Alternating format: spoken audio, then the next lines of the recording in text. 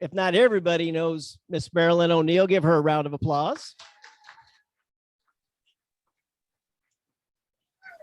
Next to her is Henry Font. So Henry is with our E&O company.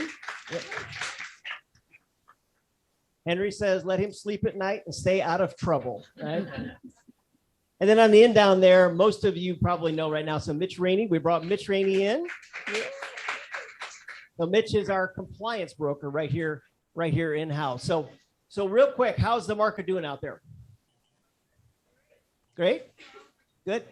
Are we in a bubble? We're not in a bubble, right?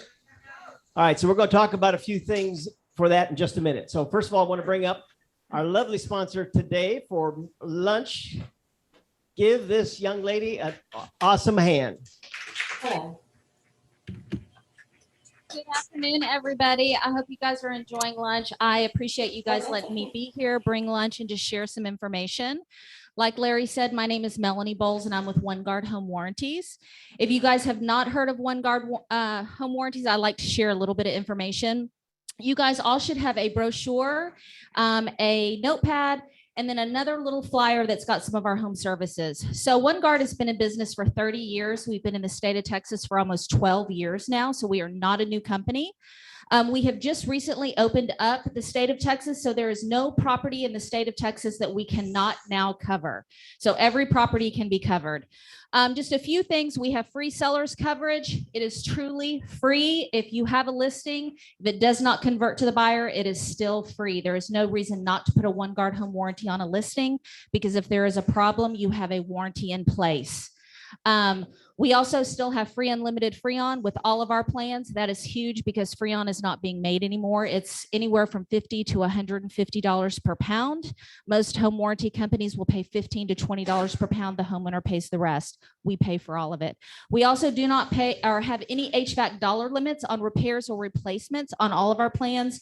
2 of our plans cover the unit going from Freon over to Puron. We have on the flyer, there's some home services that we have that no other warranty company has. There's a handful of home warranty companies that have rekeying of 6 locks for a service fee or an HVAC tune-up. We do have those, but we also have power washing, window cleaning, gutter cleaning, carpet cleaning, tile and grout cleaning. They will hang ceiling fans, TV wall mounts, light fixtures. We spray the lawn for weeds. We spray the home for insects, dryer vent clean out, and the list goes on. And these are services that your seller and your buyer can both use. So if they need to tidy up the home for photos and showings, this is a great way to do that. For $75, they can do that.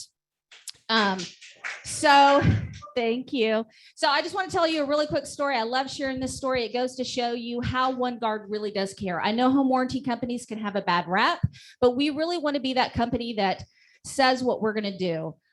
So a couple of months ago, I had an agent reach out to me, and she was panicked because her homeowner had closed in February. She called in for a $3,500 HVAC repair.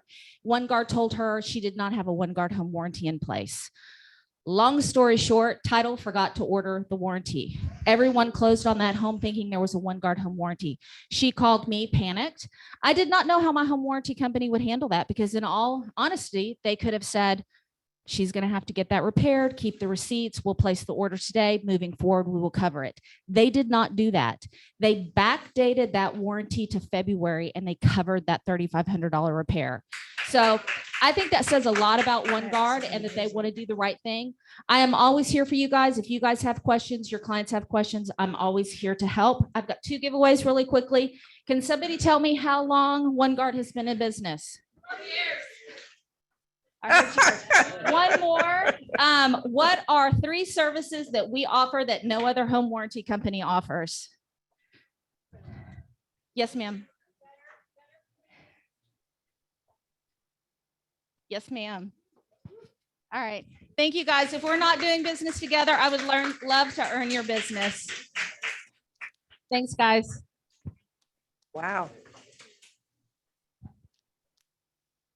All right, great. Thank you. So how many of you, just by a show of hands in the room here, have been in business 10 years or more? Okay. About a quarter of the room, right? How many of you have been in business for 2 years or less.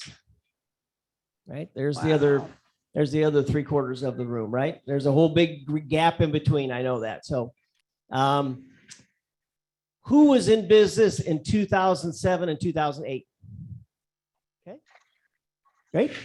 What was going on back then? Mortgage fraud. Okay. That was part of it. What else? Multiple offers. Multiple offers. Well, a lot of bank-owned properties. In Right? Georgia. Who remembers those days? Right? Short sales. Anybody ever done a short sale in the room? Yeah. Are they fun? No, not necessarily. Not listing them. Joe's out there giving me motions. I don't know what that is. You know, he was in the business. Yep. Yeah. Short sales. By the way, that could be coming back. But here's the difference between those two markets. So in 2007, there were 4 million homes nationwide on the market. Okay. Right now, just a little over 1 million. Now, these numbers were pulled a little while back. So here's the thing. This is not truly a full bubble that we're in, right? We have low inventory. We have low interest rates. So with that, this is going to be a great market. Good. So here's what I got. I wrote down a couple words. So no matter what kind of market you're in, an overpriced listing, right, still won't sell, right? How many overpriced listings do you see out there? A lot, right? Is that truly in an agent's fiduciary responsibility to take an overpriced listing, right? Right. It's your fiduciary duty not to do it.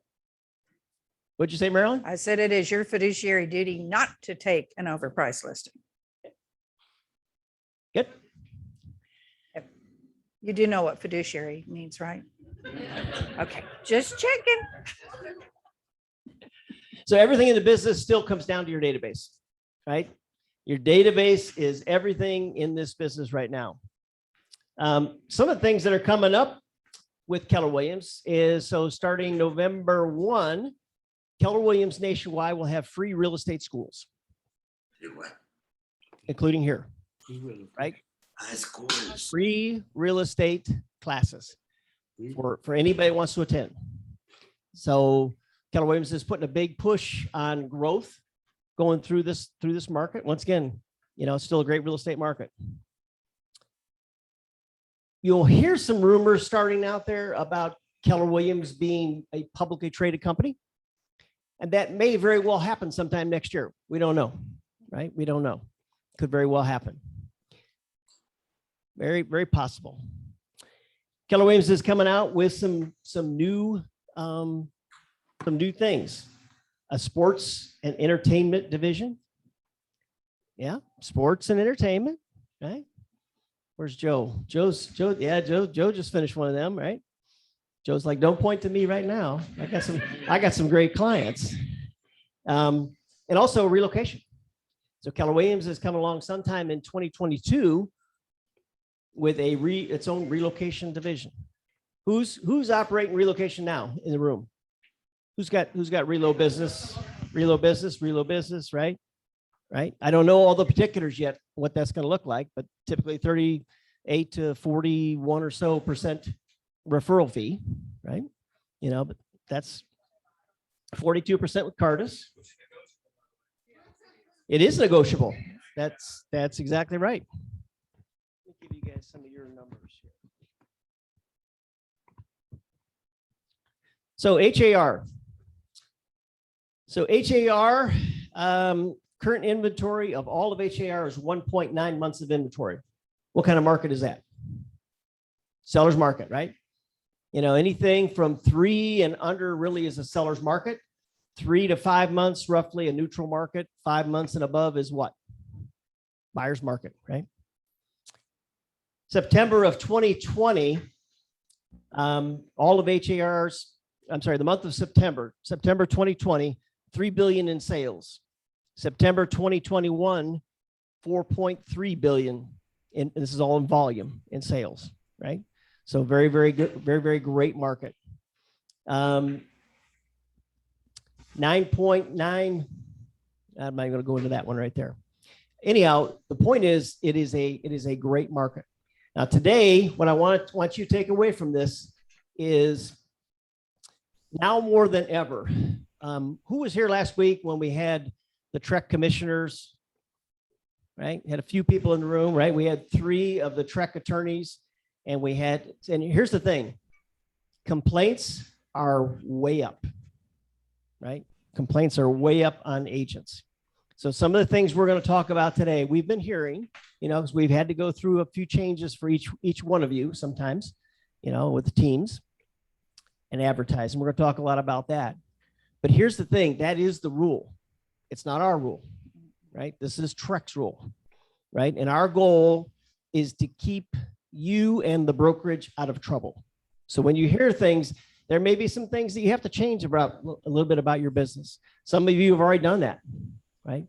But our goal is, Keller Williams is a big company, right? And we got a big target on our back. So, by the way, it's usually the agents that are out there are the ones that are turning you in, right? Not necessarily Trek finding. Trek could walk through the door at any moment and walk upstairs and request contracts. Each one of the contracts you've all written. So that's why the compliance piece is so very important. Any questions real quick, and I'm gonna let the rest of these great folks talk up there. Any questions for me? All right. You're up. Okay. Lock the doors. Don't let these newbies out. Okay, I get to talk about advertising. On the slide, you'll see these rules were effective May of 2018, so they're not new. You can see there the section is 535.154, talks about alternative names. And now alternative names, or if you're not marketing under the name you're licensed as. So if you're using a middle name, a maiden name, a nickname, that needs to be licensed with Trek. And you can go right to Trek. They have the notice of alternative name used by sales agent or broker license. Fill that out. I've got a copy in my office if anyone needs one, and send it into Trek. So I've seen a lot of, since I've been here, a lot of people using their middle name or using maiden names. That needs to be notified. Trek needs a notification of that, and you can do that yourself. Team names. Okay, so if you're marketing, go to the next one, please. Okay.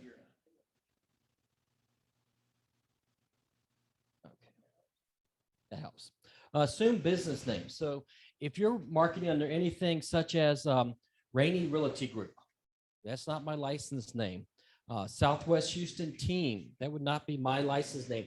You need to have a DBA, but you need to have legal authority to use that. It needs to be licensed in every county that you may be advertising. Okay. Yeah. Start out with Harris County and then go to the counties around us. If you have a S Corp or an LLC with the Secretary of State, you can actually do the assume DBA underneath that LLC and license it throughout the state of Texas. So it makes it a little bit easier. With that, the broker has to have a copy of that DBA, and then we need to go into Trek and actually license it with Trek. It takes me 3 minutes to do that. You cannot start marketing under that until you have filed that DBA and we have it on Trek. Whenever you're using anything other than your name, it needs to be team or group as the last word. Even if it's one person, team or group as the last word.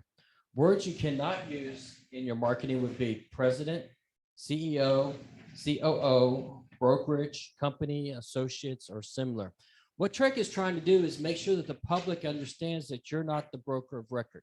You don't own these listings or these buyers. It's owned by Keller Williams Metropolitan. It's the same rule if you're an associate broker. You still have to file it.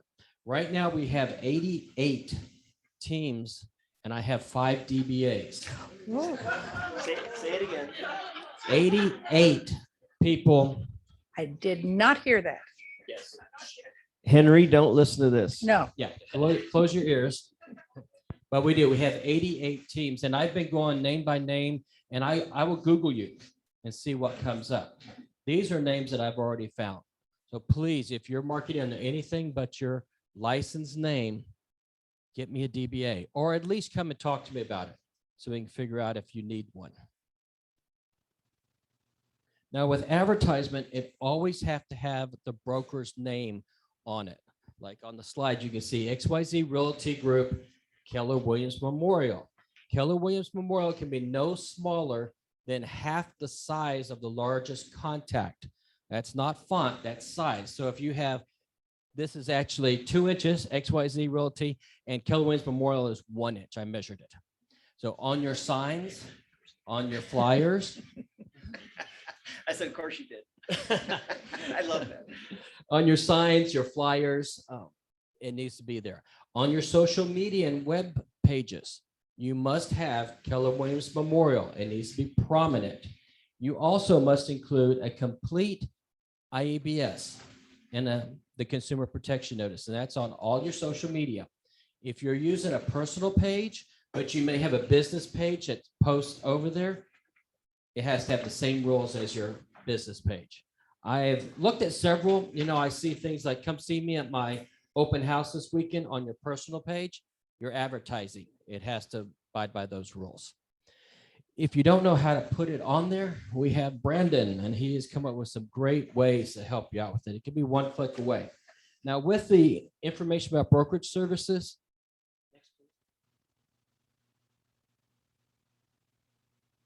it must be written out. It must be 12 font or larger. So Texas Real Estate Commission information about brokerage services. If you go to your account on HAR, it's there for you, already filled out. And there's actually a link that you can upload right to your social media. And what's nice with that is if anything changes with the IABS, it automatically changes. If you looked at the IABS lately, I'm now on there as a licensed supervisor. So if you're using that link, you're covered. It is your responsibility as a sales agent to make sure you're using the correct IABS and the correct forms.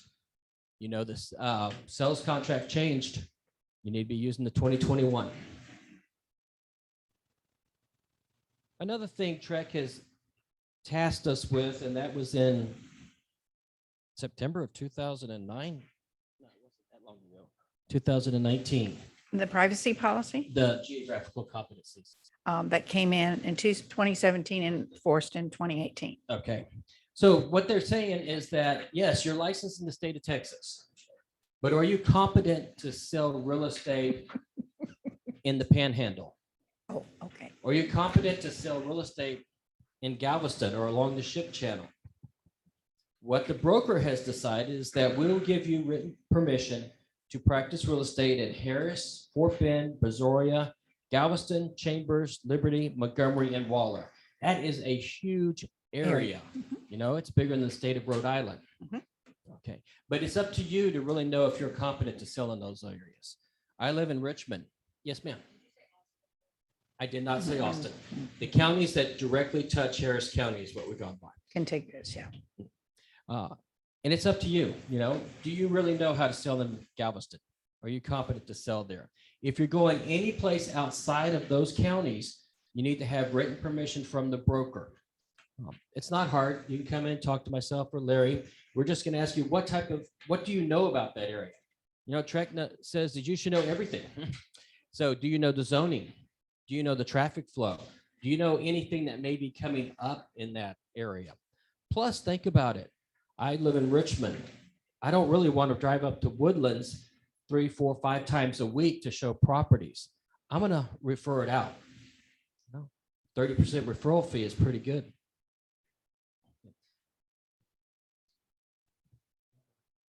Clear cooperation. NAR put this out a couple of years ago. And what it means is that when you're advertising listing, let's say I get a listing today. If I put a sign in the yard, it must be on the MLS within 24 hours, 1 business day. If your sellers put it on social media, it must be on the MLS within 1 day, 1 business day. Okay. Now you can put it, our MLS actually added a coming soon, which covers this rule. So you can have it on the MLS coming soon. It can only be seen by other agents, other members of the MLS. With that, on your listing agreement, paragraph 6A, 1, it's the A, when you check in this box, it's going to say A. You will have this listing on the MLS within 5 days or according to your MLS rules. Our MLS rules are 3 days. So if you take the listing today, it needs to be on the MLS within 3 days. If you put a sign in the yard, it needs to be on there in 1 business day.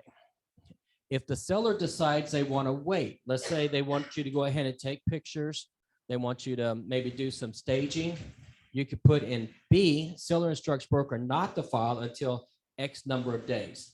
And then you have to give the reason.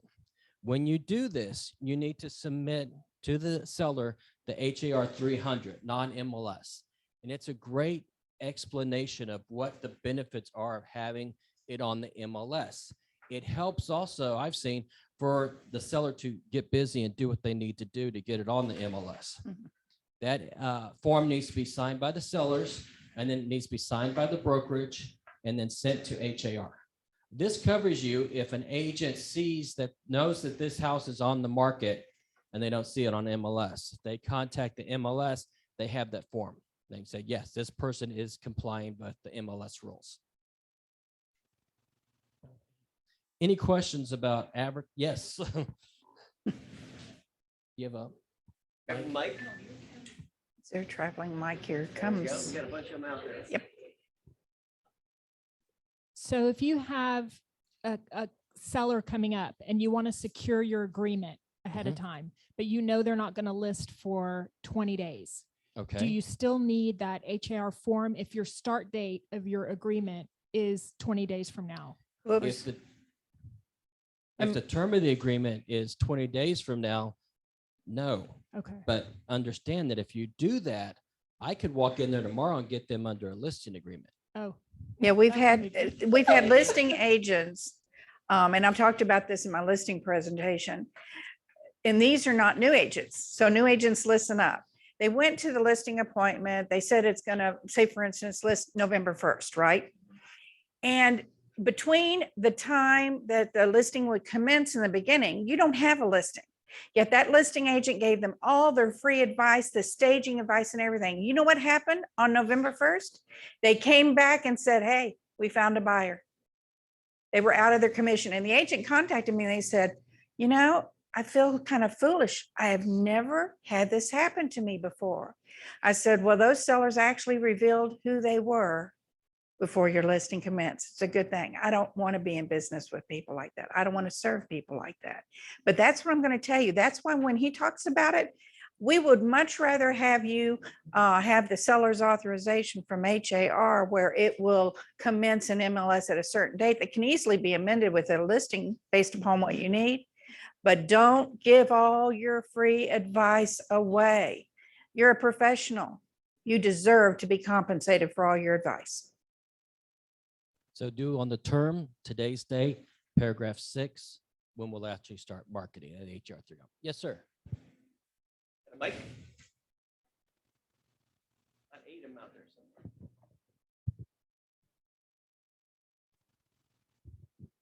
somewhere. Couple of questions on the IABS. If we still have Larry on our IABS, is that still fine, or do we Yeah. need to change it all?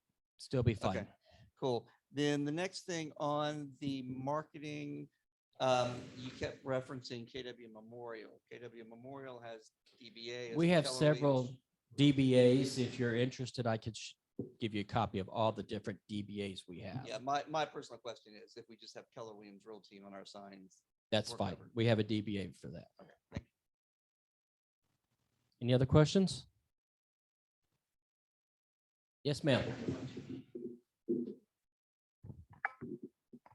So back to what Marilyn was saying. So if I take a listing today, but we don't list it or I don't start marketing it for 20 days, then when I put it into the MLS, do I need to get an amendment to change that listing date? Because what date do I put in the MLS? I don't want to put the date that the listing agreement was signed because that's 20 days ago and they won't even allow it.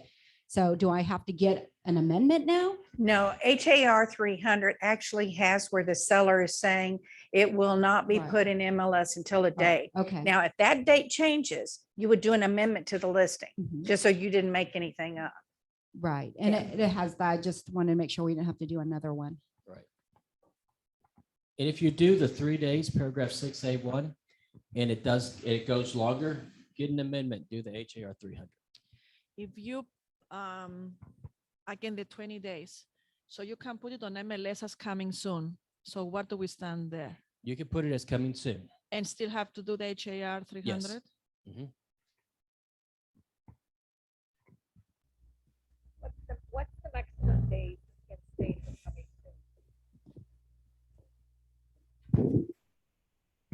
So basically the HAR 300 is becoming mandatory because I mean, I personally have never signed a listing agreement and listed the next within 3 days and It's- been active. It's been an MLS rule for several. No, I years. understand the Yeah. rule, but I've Mhm. always done the listing agreement like she was talking about where, we're going to list it in 20 days. But now you're saying the listing agreement starts immediately. So you put it on that date and then add the HAR 300.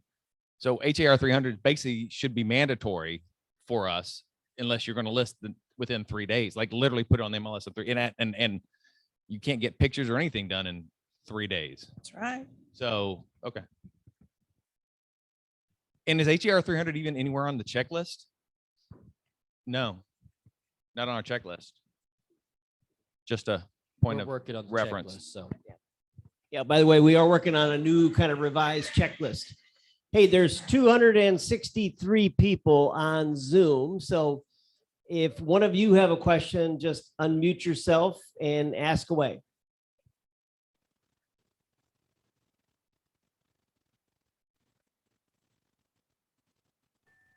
Okay, I have a question. It might be repeated from someone else, but I have a listing that's coming on the market and he's going to sign either today or tomorrow. It'll be a coming soon. It's a lot. So I have to submit the 300 if we're, because it's on coming soon, you can be on coming soon for 2 weeks. So if he signs today, wouldn't that be legit? But you're saying he's got to still sign again in 2 weeks before it goes live, the 300? No, you do 300 one time when you take the listing. Or you can put it in coming soon, but it's only good for 14 days and then it'll go to withdrawn status. Well, they Oh, okay. changed it during COVID. Because it was originally 14 days, so they've changed it. I just recently did this and called HAR. It's 3 weeks and you satisfy their requirement the day that you put it in coming soon. That's what I said.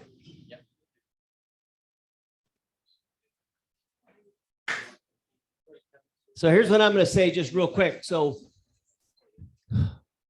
one of the things, agents can make mistakes.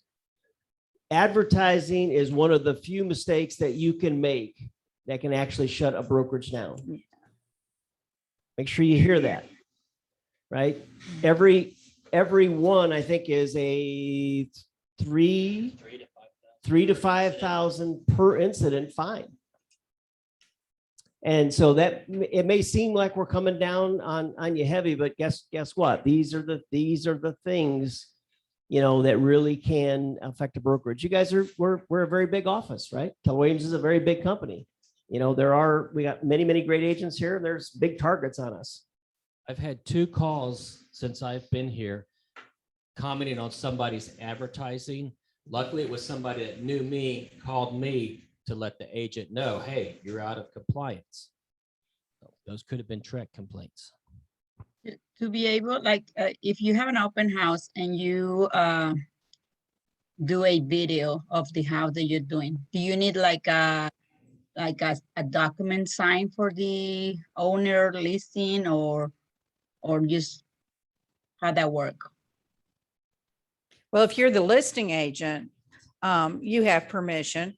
But if you're not the listing agent, you don't take out your camera, you don't take out your cell phone as a buyer's agent or a listing agent unless you have written permission from the seller. Yes, no, it's just like if I go to do an open house for another. Yeah, for you would another- have to have written permission. Okay, Amendment to the listing is what the listing agent will do. okay, thank you.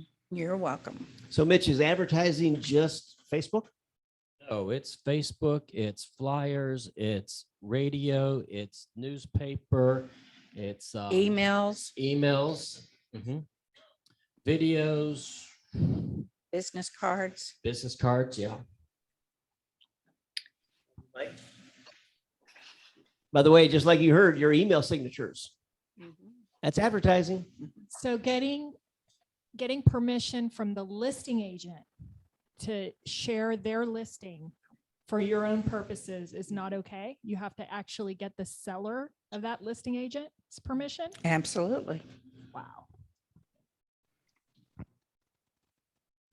So I have a question.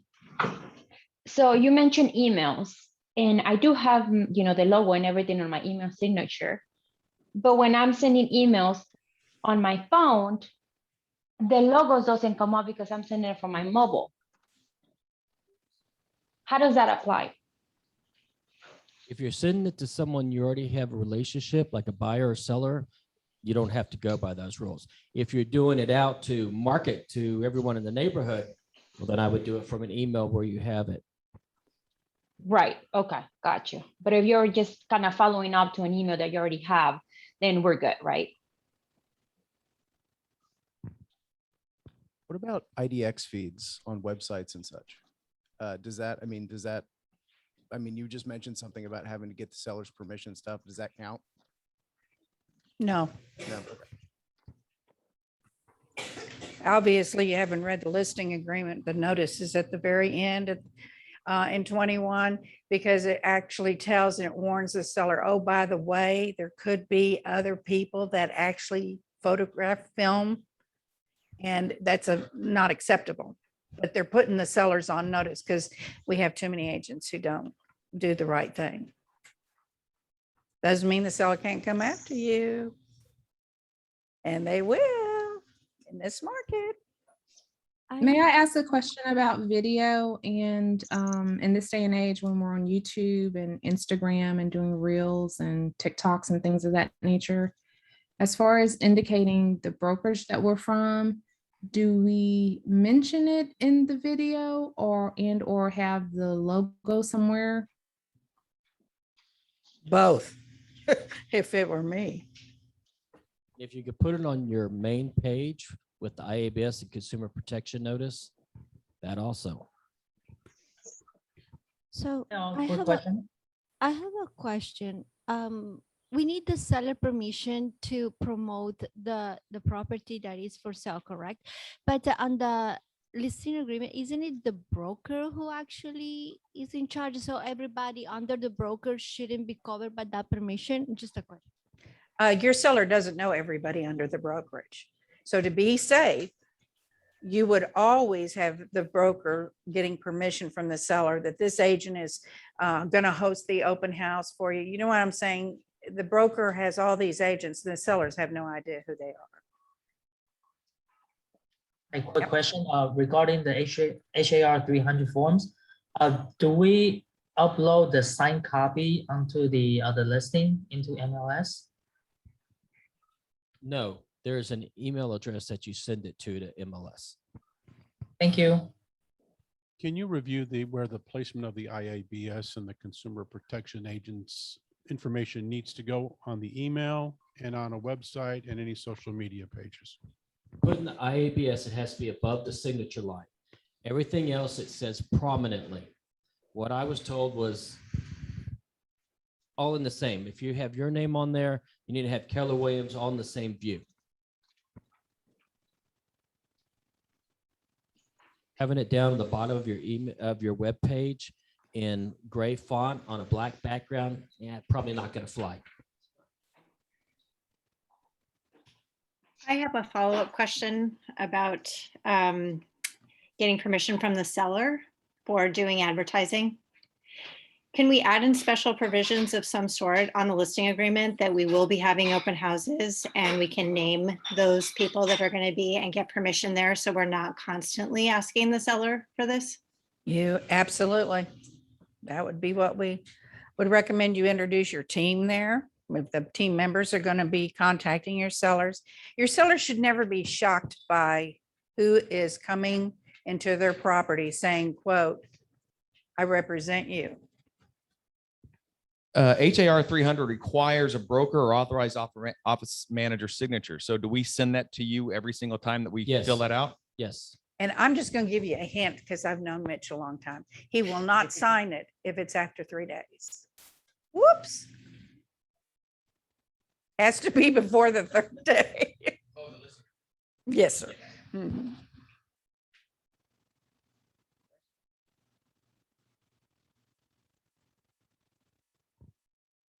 Who else? I have a quick question. I use a service called Outbound Engine that has a website, and I put, most of the stuff on there. I do not advertise anything really other than my name on that. They do send out, much like Command does. I've been using this a few years before Command really got ready. And on there, should I send that to someone to check out to see if I'm within the boundaries we're supposed to be in? Because I can't depend on Outbound Engine to do that, I don't think. You're still responsible for it. And yes, you can send it to me to look at. Okay, thanks. Compliance@kwmemorial.com. Hey, Joe, how many different websites did you have to change around? Yeah. Okay. Yep. Love you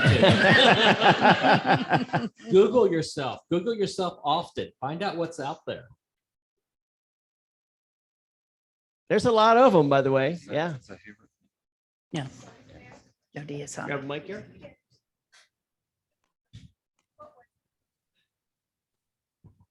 What was it that he changed? His websites, his social media, his advertising. Yeah, he had multiple websites that he had to go through. Yes.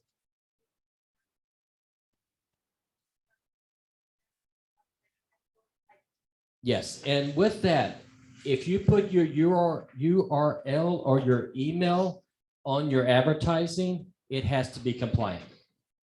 So team or group has the last word. I have a question. Repeat the question. We can't hear you. That's right. He asked how many different what different sites he was using, Joe, and it was his websites, social media, and he has multiple websites. Was there someone else that had a question? I do.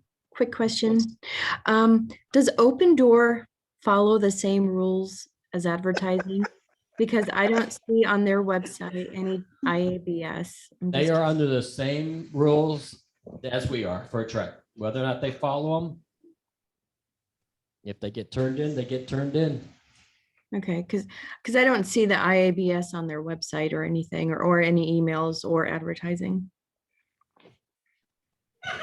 Thank you.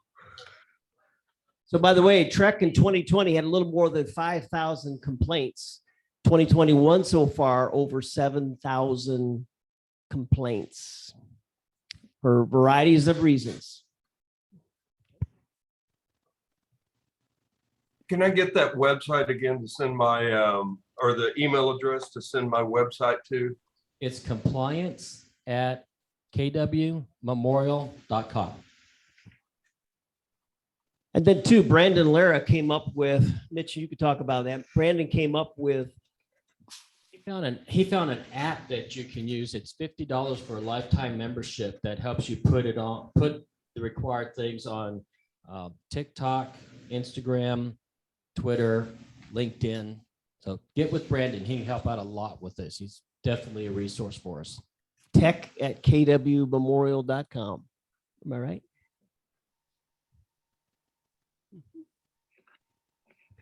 By the way, this is not to put the fear in you, but it is to put the fear in you, right?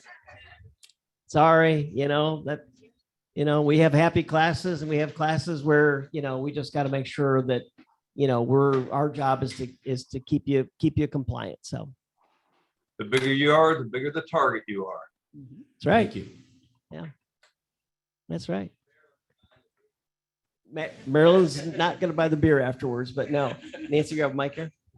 Grab your mic right there. Right. Okay, here's my question.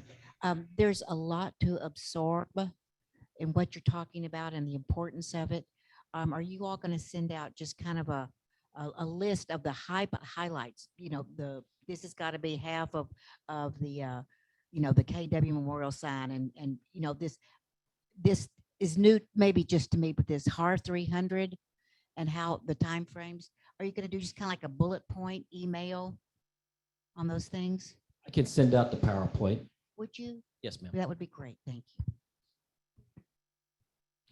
So what you're saying is if we have our website on our own domain and it's genfinehomes.com, it has to be genfinehomesteam.com. So I have to change my URL. Correct. And you need to have a DBA for I that. do have a DBA. You Okay, don't- I I need mean, to with get track and with the state, but I don't know if KW has a copy of it. We need a copy of it also. Okay. But he said yes, but I don't know if my DBA says Genfine. I think it says Genfine Homes, not Genfine Homes Team. We'll need to have team or group behind it. Before 2018. I have a question. Go ahead. So my website, which I had to pay $1,000 for because my last name is common, Fuller, it's jenniferfuller.com. So now it has to be jenniferfullergroup.com or. If your name is Jennifer Fuller on your license, no. Okay. It's just when you add like realty, real estate, or JF Homes, then it needs to have team or group. Okay, so that can stand. That's one thing I don't have to change. Correct. That's exciting. Okay. Correct. And You're good. Don't since change your name. Yeah. If you're using a derivative of your name, like if Jennifer were using Jen, you don't have to do an alternative name for that. If it's a common derivative, Trek says yes, like Mitchell, Mitch is fine. But if you went by Trixie O'Neill, you would have to file the alias with Trek because they'd have to know that Marilyn Louise O'Neill goes by Trixie. I did not know that. I don't. That was my grandparents' dog's name. And I love Trixie. I love that name. I thought it was cute. Trixie is a realtor. Yeah, I know Trixie is a realtor. Exactly. I know this question's probably been asked a few different ways, but what if my website was paulsellshomes.com? He said team or group, follow DBA.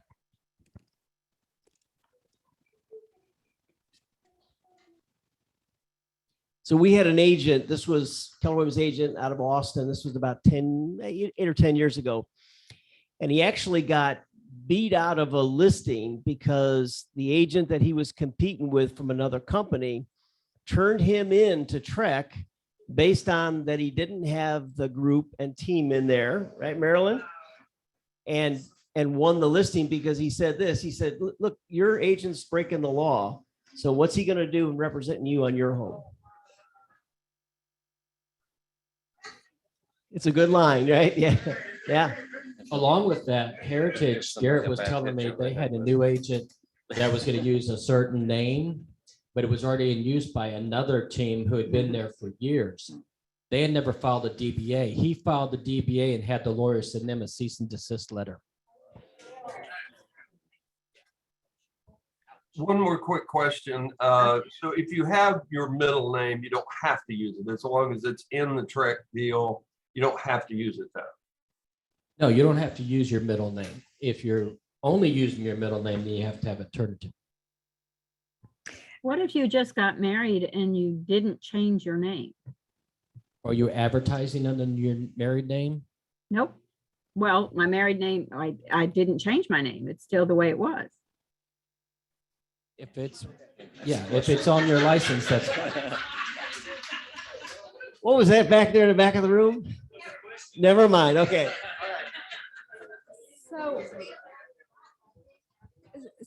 I see a lot right here, back here, Jen. So I see a lot of people who have different domains such as selling Pearland or Live Love Houston. I mean, are those allowed? So we can't even use them at all? What Trek is trying to make sure that the general public understands that that name is not a brokerage. They don't own the listings. It's Okay. the same rules for a Jen. social group. I'm with you, Jen. Hang on one second. So I love westbury.com. When they go to the page, it has all of the IABS and all the pertinent information on there. So the URL shouldn't matter as long as when you go to that website, because I've got about 75 websites, Me too. URLs that all go to the same, redirect to the same website that is compliant. So does the URL matter if it's I love Westbury or I live in 77401 or I want to live in Bel Air, whatever? What I have found from the Trek complaints that we've had, they want to make sure that the broker's websites are correct, the agent who has the Trek complaint. In the URL, they had told us in 2017 that this was, it was stated that you need to make sure it does not ever have a consumer thinking you own that brokerage. You are the broker in charge. And so that's why, like, I love Pearland or whatever, those kinds of things are different. They don't automatically say that you're selling real estate, do they? They don't say that you're broker in charge, but there are some that could come under that scrutiny because it would sound like you are the broker kind of thing. So. But when you click on that, it goes to your website, which has the That's IABS. completely right? compliant. Right, yeah. So for instance, if I used my middle name and called it welcomerealty.com, that would look like a realtor. Yes. Be very careful about, as I said, looking like you're in charge. Who's in charge here? I'm sitting next to him, right? A question on posting. All right. So I'm going to do an open house this weekend at 123 Main Street, and I want to invite people, and it's on my personal page. Right. So according to what we read earlier, we're supposed to have the IABS and the 12 point and blah, blah, blah. Is there a requirement between what I post at the top and where I post the other stuff? Does it all have to be within the first three lines that most people see The on their IABS and social? consumer protection notice can be one click away. One click away. All right, so let me rephrase it. Come to my open house, 123 Main Street. Come check it out. Blah, blah, blah. Dot, dot, dot, dot, dot, dot, dot, dot. And then your stuff. Your page is compliant. You don't worry about each individual posting. Okay, once you have like your IABS and your page, you post something, you don't have to have it again, You're right? saying on the bio, but not on the post. Correct. Got it. Okay, thank you. Excuse me, are we talking about like on Instagram posts, you have to put that in the bio? Yes. Okay. I have a quick question. My question is, let me get there's my camera. Okay, so my question is, if you have your IBS and everything on your business Facebook page, is that considered one click away from your personal Facebook page? No. Okay. If you're putting anything on your personal page, it makes it an advertisement. It has to abide by the same rules. Okay, I need to talk to Brandon or whoever that was. Yes, thank you. Yeah. Okay, I just wanted to clarify, if I may, really quickly. So on, for instance, my Facebook business page, I have the IABS and the consumer protection notice as a post that I pinned to the top. So whenever someone visits my business page, they see the IABS and the consumer protection notice pinned to the top of my page. Is that compliant? That would be compliant. If you want to send me your Facebook page, any of your advertisement page, email it to compliance.kwmemorial.com and I'll take a look at it and get back with you. Yes, Jennifer. Yeah, you have to be careful. Facebook used to make, if you did a business page, you had to have someone go to your personal page first. And that's who managed the business page. So just be careful with that. You may have to create a whole new page that's all business. So I'd like to say something. So I was told, I guess, a couple of years ago that if we have a Facebook page to be compliant, we can have our IABS and our consumer protection notice as a permanent photo pinned to our personal page. Yes, And you that can. gets the job done. Mhm. Okay. Just be sure when the IABS changes that you change that photo. Well, I was just going to suggest that maybe we have a whole class about how to get your social media compliant, because I think it would be really, really helpful for everyone here. Amen. Marilyn knows I call her all the time. I want to follow the rules, but this is a whole lot to digest, like Nancy was saying. It's making his head spin. I just have the link there. Is that right? I'll get with Brandon and get him to put a class on, because he's our guru for that.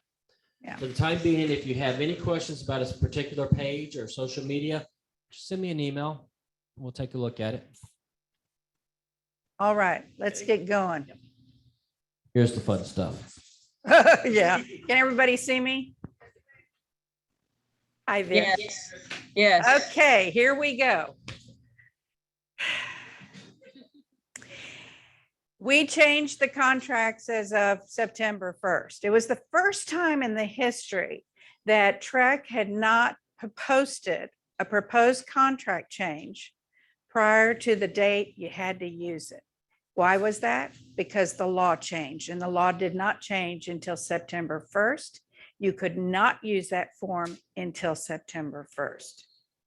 Some of you, this is new information, because you continue to use the old form. The problem is that they changed that they're treating the public improvement districts legislative the same way they treat water districts, drainage districts, levies, and those type of things.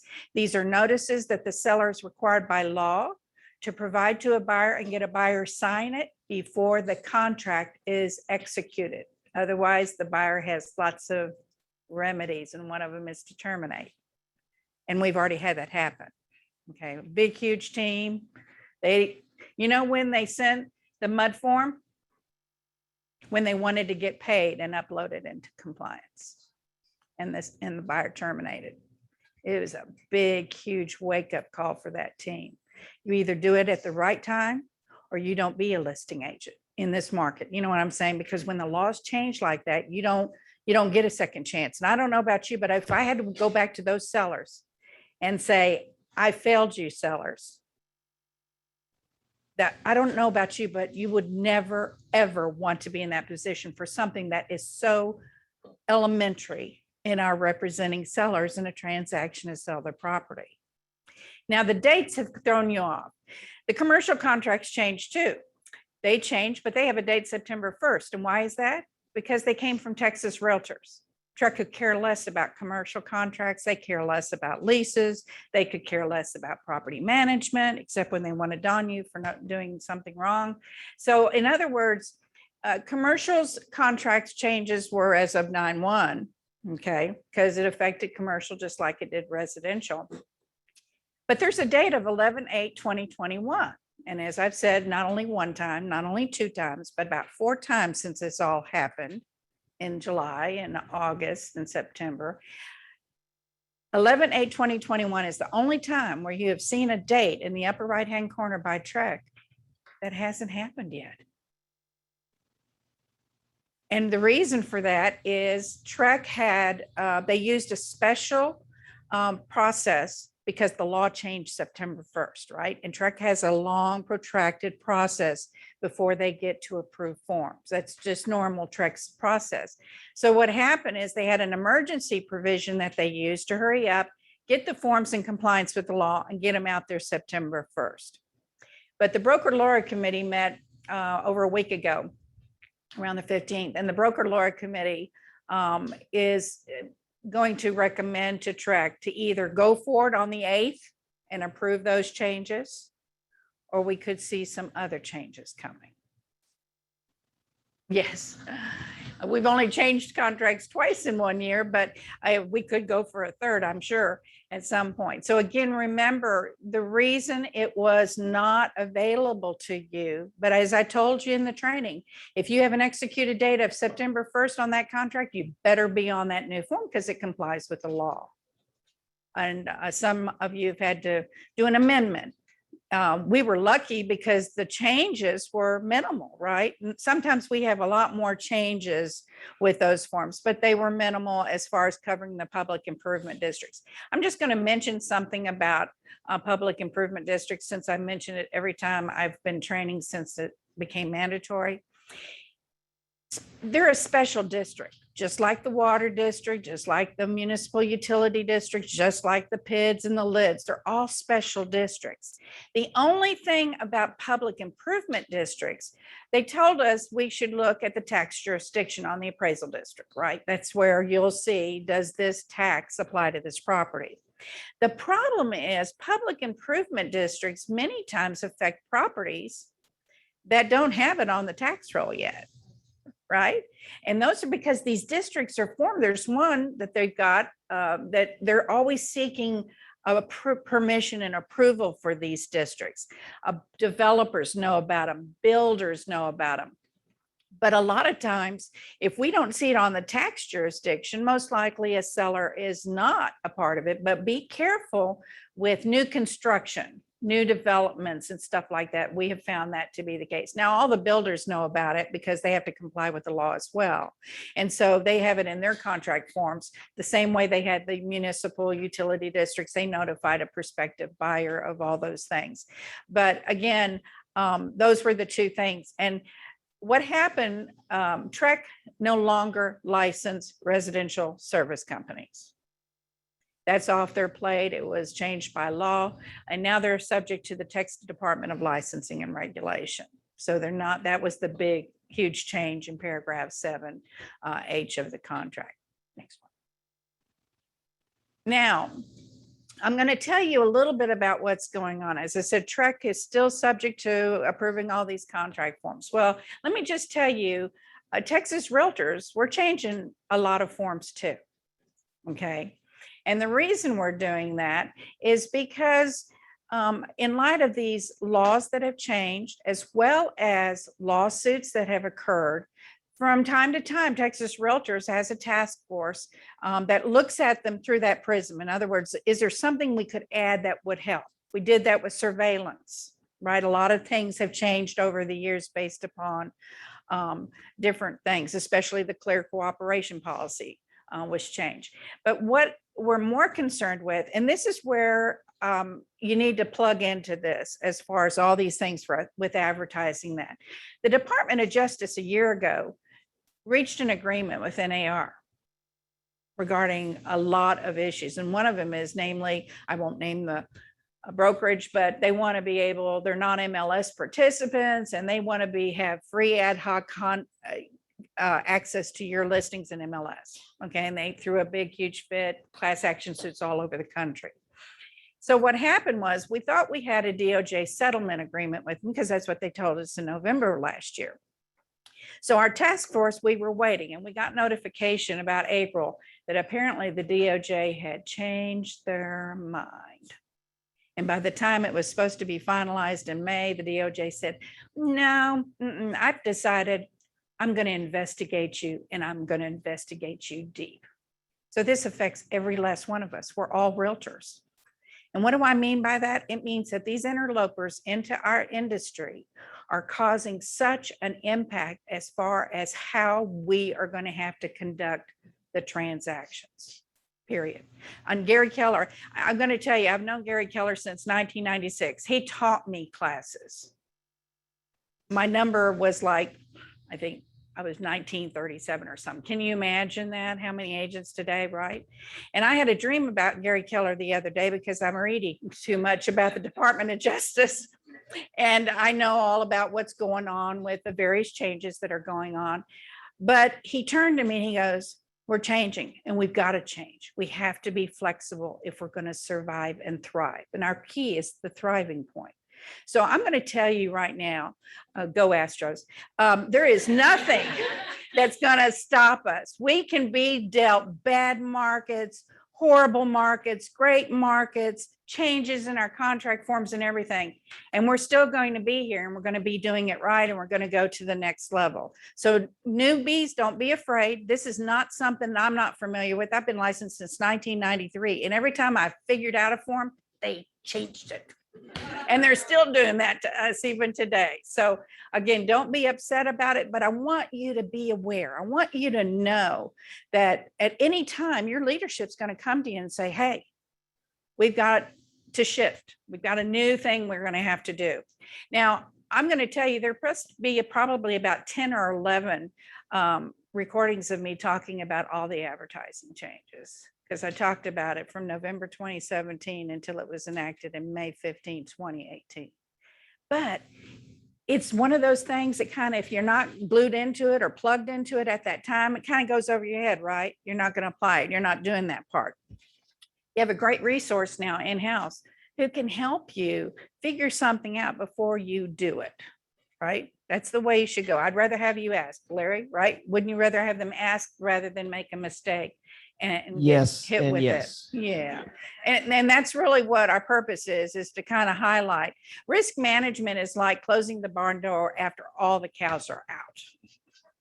Risk avoidance is the first prong. And I know this because I was a risk manager at Keller, Marsh & McLennan back in the brokering days of insurance. And what happened is risk avoidance. Well, I don't know about you, but I got in a car and drove to Houston yesterday. Oh my word. If I wanted to avoid risk, I would have stayed in Bernie. You know what I'm saying? So we don't live in risk avoidance. You know, risk reduction, that's where you live. Know the address. Because I'm telling you, you conduct your transactions today differently than we conducted our transactions in the 1990s. And you do that because you know there are elements that could kind of come into play that we need to what? We can reduce it if we just do this one thing. And so it's much easier for us because we know how to reduce our risk. As I said, risk management is really, we're all scrambling, trying to make this right after something has already occurred. You've used the wrong contract, repealed contract form, which is a violation of TREC. If I got a compensation for turning in agents who used the wrong contract form, I'd be very wealthy today because it happens every time we change forms. I know how it is. So, but Texas Realtors, what we're doing is we're looking at the main complaints from the DOJ. And what we're going to do is try and incorporate and fine tune a little bit more our private agreements, our listing agreements, our buyer tenant agreements, those type of things, so that we're kind of prepared in the event we get all sorts of things coming from these class action lawsuits. I'm going to tell you, when the Department of Justice said this is our settlement agreement last November, and I read it, I went to our forms. We were way ahead of the time, and that's not like other state agencies that do licensing. So Texas Realtors, not only did they do a phenomenal job in their legislative year this year, they had tons of wins. They are really working at making sure we're looking at those forms and how could we better present those forms to our buyers and sellers and tenants so that we know that we've got pretty much covered, that we are working under the code of ethics all the time. We're always abiding by fair housing as well. Now, I'm on that task force and I meet all day tomorrow reviewing all the forms. So as soon as I know something, you're gonna know it, which is good because you need to be told it about 30,000 times before it actually works.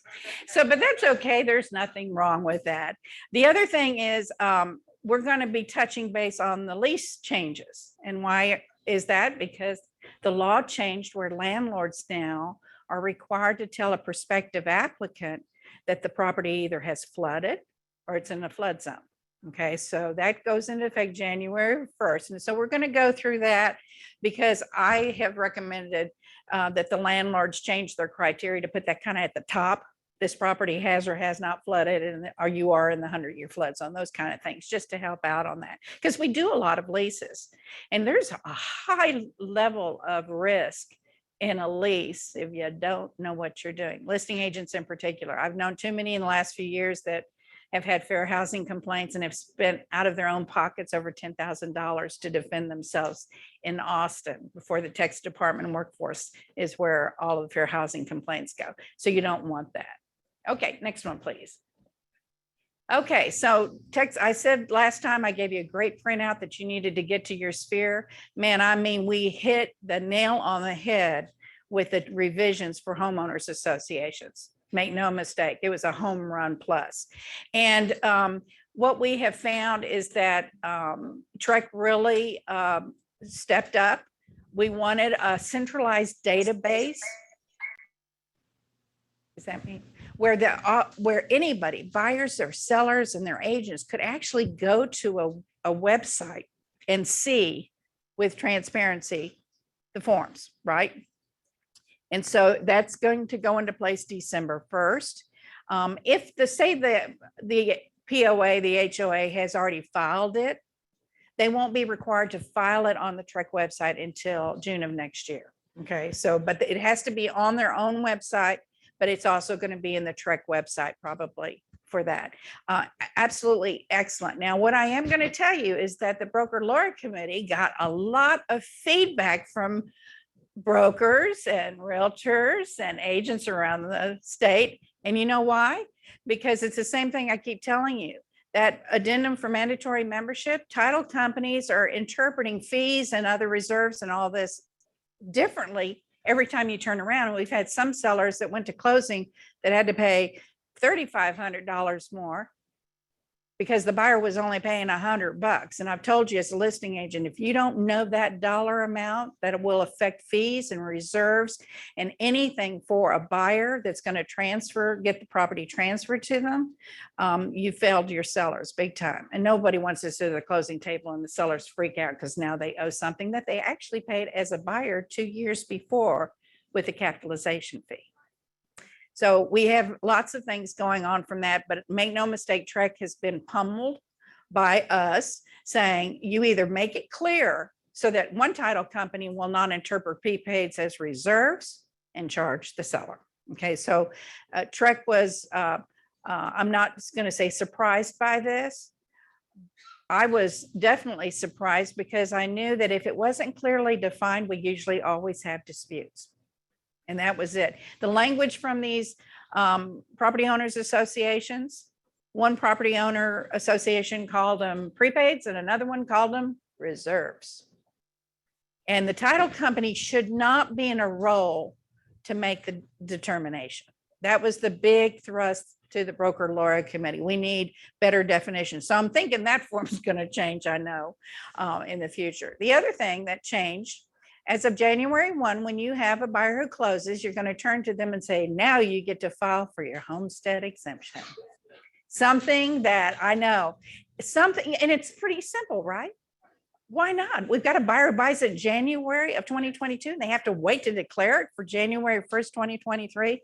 Well, that changes January 1st. So years ago, at the end of the year, my team and I would send out the closing statement to all of our clients who had bought property along with the homestead exemption form, because it was a nice way to say, hey, don't forget January 1, you need to file this. Now what we're going to have are buyer's agents at the closing table saying, here's the form for you to complete. Most likely title companies, I bet you, they're gonna up their game. They're going to have that form for the buyer right there. But if not, make sure that you do that for them. That was a great thing that our fees, we paid for that, folks. This is what I told you about that homeowners association. You need to tell sellers, my money went directly to change how homeowners associations are in Texas. And when you get a buyer who closes and say, that's okay, I was grateful that my fees that I paid helped get this done for you. I'm telling you, we bring more value to our buyers and sellers and our landlords and tenants, and we never point it out. And I'm not talking about, going overboard about how awesome you are, except that you are. But I do want you to know that not every association benefits a huge group like we do. Not just our association members, it it helps every owner of real estate in Texas, including commercial, right? Yep. So again, great achievements. Just be aware of them. And I'm on the task force, so I'll let you know. I am going to tell you something that was a little scary. Last week, I was in the advanced professional standards. When you're on the committee, you have to, for Texas Realtor, you have to take these various classes. And the top 3 complaints from the people who are attending this class that are on the committee all around the state. Number 1, agents not handling multiple offers properly. Number 2, agents not following the clear cooperation policy. And number 3, agents who never respond. And it was funny because, you know, they made us go into this group and say, give us your top 1. And my team, of course, my group came back with 3. I mean, I don't know why. And they put me in with people I don't know, but we had 3 because it was so obvious that we have too many issues going on right now with our realtor community and how agents act. That was so good. Can you please repeat those 3? The first one was mishandling multiple offers. The second was agents not following the clear cooperation policy. And the third was agents not responding. And one of them in the group said, and their broker. You know what the law says now? The broker responsibility, I call them laws because they're from TREC and he has to abide by it. 2 days. He has to respond in 2 days. And somebody said, oh, is that business days? I said, you don't belong in the professional standards committee if you don't know their calendar days. And it used to be 3, right? So that kind of helped you a little bit if you wanted to have a life over the weekend or something, or you had a big thing going on, but no longer. It's 2 days. And well, you know what? I'm going to tell you, I did this. I've been doing this for you guys since 2008. I know. And you cannot grow to this level without having support. There's no way humanly possible. I know because I answer a lot of questions every day. Okay. And so I understand it, but I think what is the best comfort for me, and it doesn't help when you get a TREC complaint or anything like that, but the fact that you're getting more clarity on your support team. Who is it that you go to for this? Who do you go for that? That's the important part on that. Now, I am going to tell you that Texas Realtors is thinking about, you know, if you have a Texas Realtors violation of the Code of Ethics or an arbitration and something happens, right? We don't have a website where you get dinged like TREC. It's a permanent record. Everybody's going to ever be able to see if you got any kind of violation at TREC. That's what and last week, everybody was saying they thought that there should be a website for Texas Realtors where all the violations, because Larry talked about Texas TREC's escalation of things. This year, we're already double from all of last year. And of course, 2020 was an unusual kind of year, but they're even thinking that they would be a website to show other people when the realtors had a violation, Code of Ethics, these type of things. I, of course, voted that down.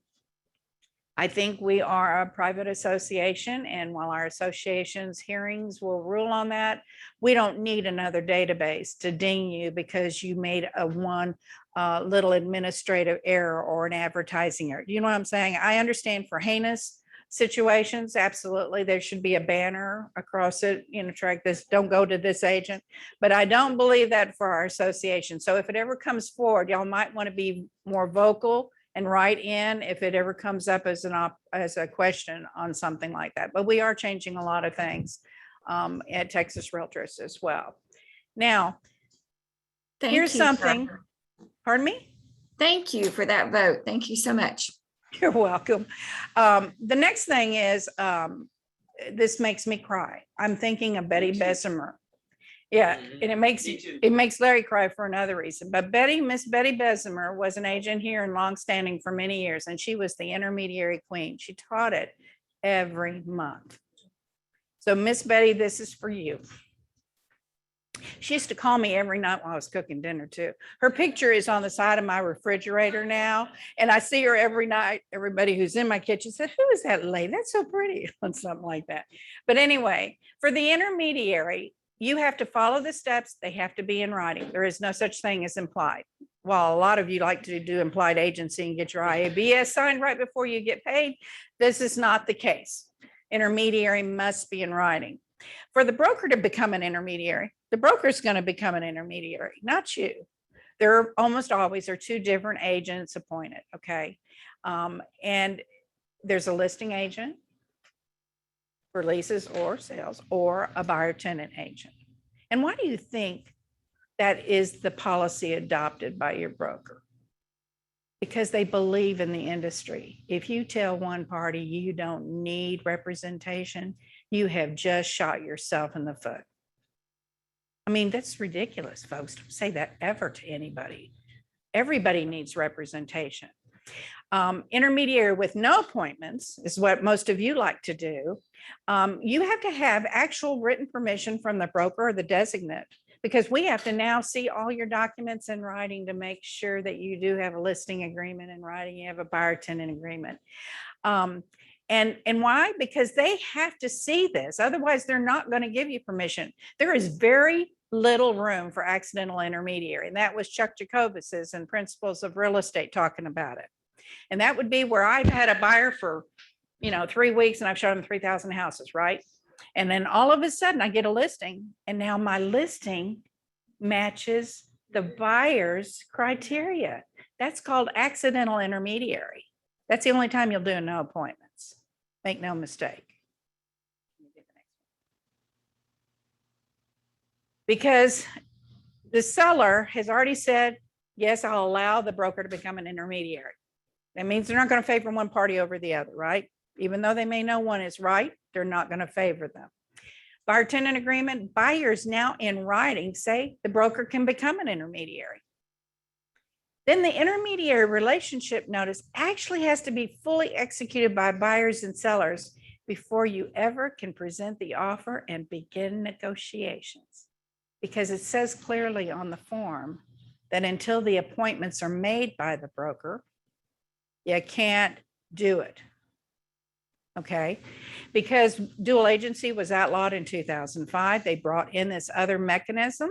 And so what has to happen is that the broker's appointments and the buyer and seller and tenant and landlord, they have to sign it in writing saying, now the broker has appointed you, one to represent the owner and one to represent the prospect. Until that happens, you don't go forward. You don't even get to show your property listed by the same broker as a buyer or tenant agent until you have a signed buyer tenant agreement.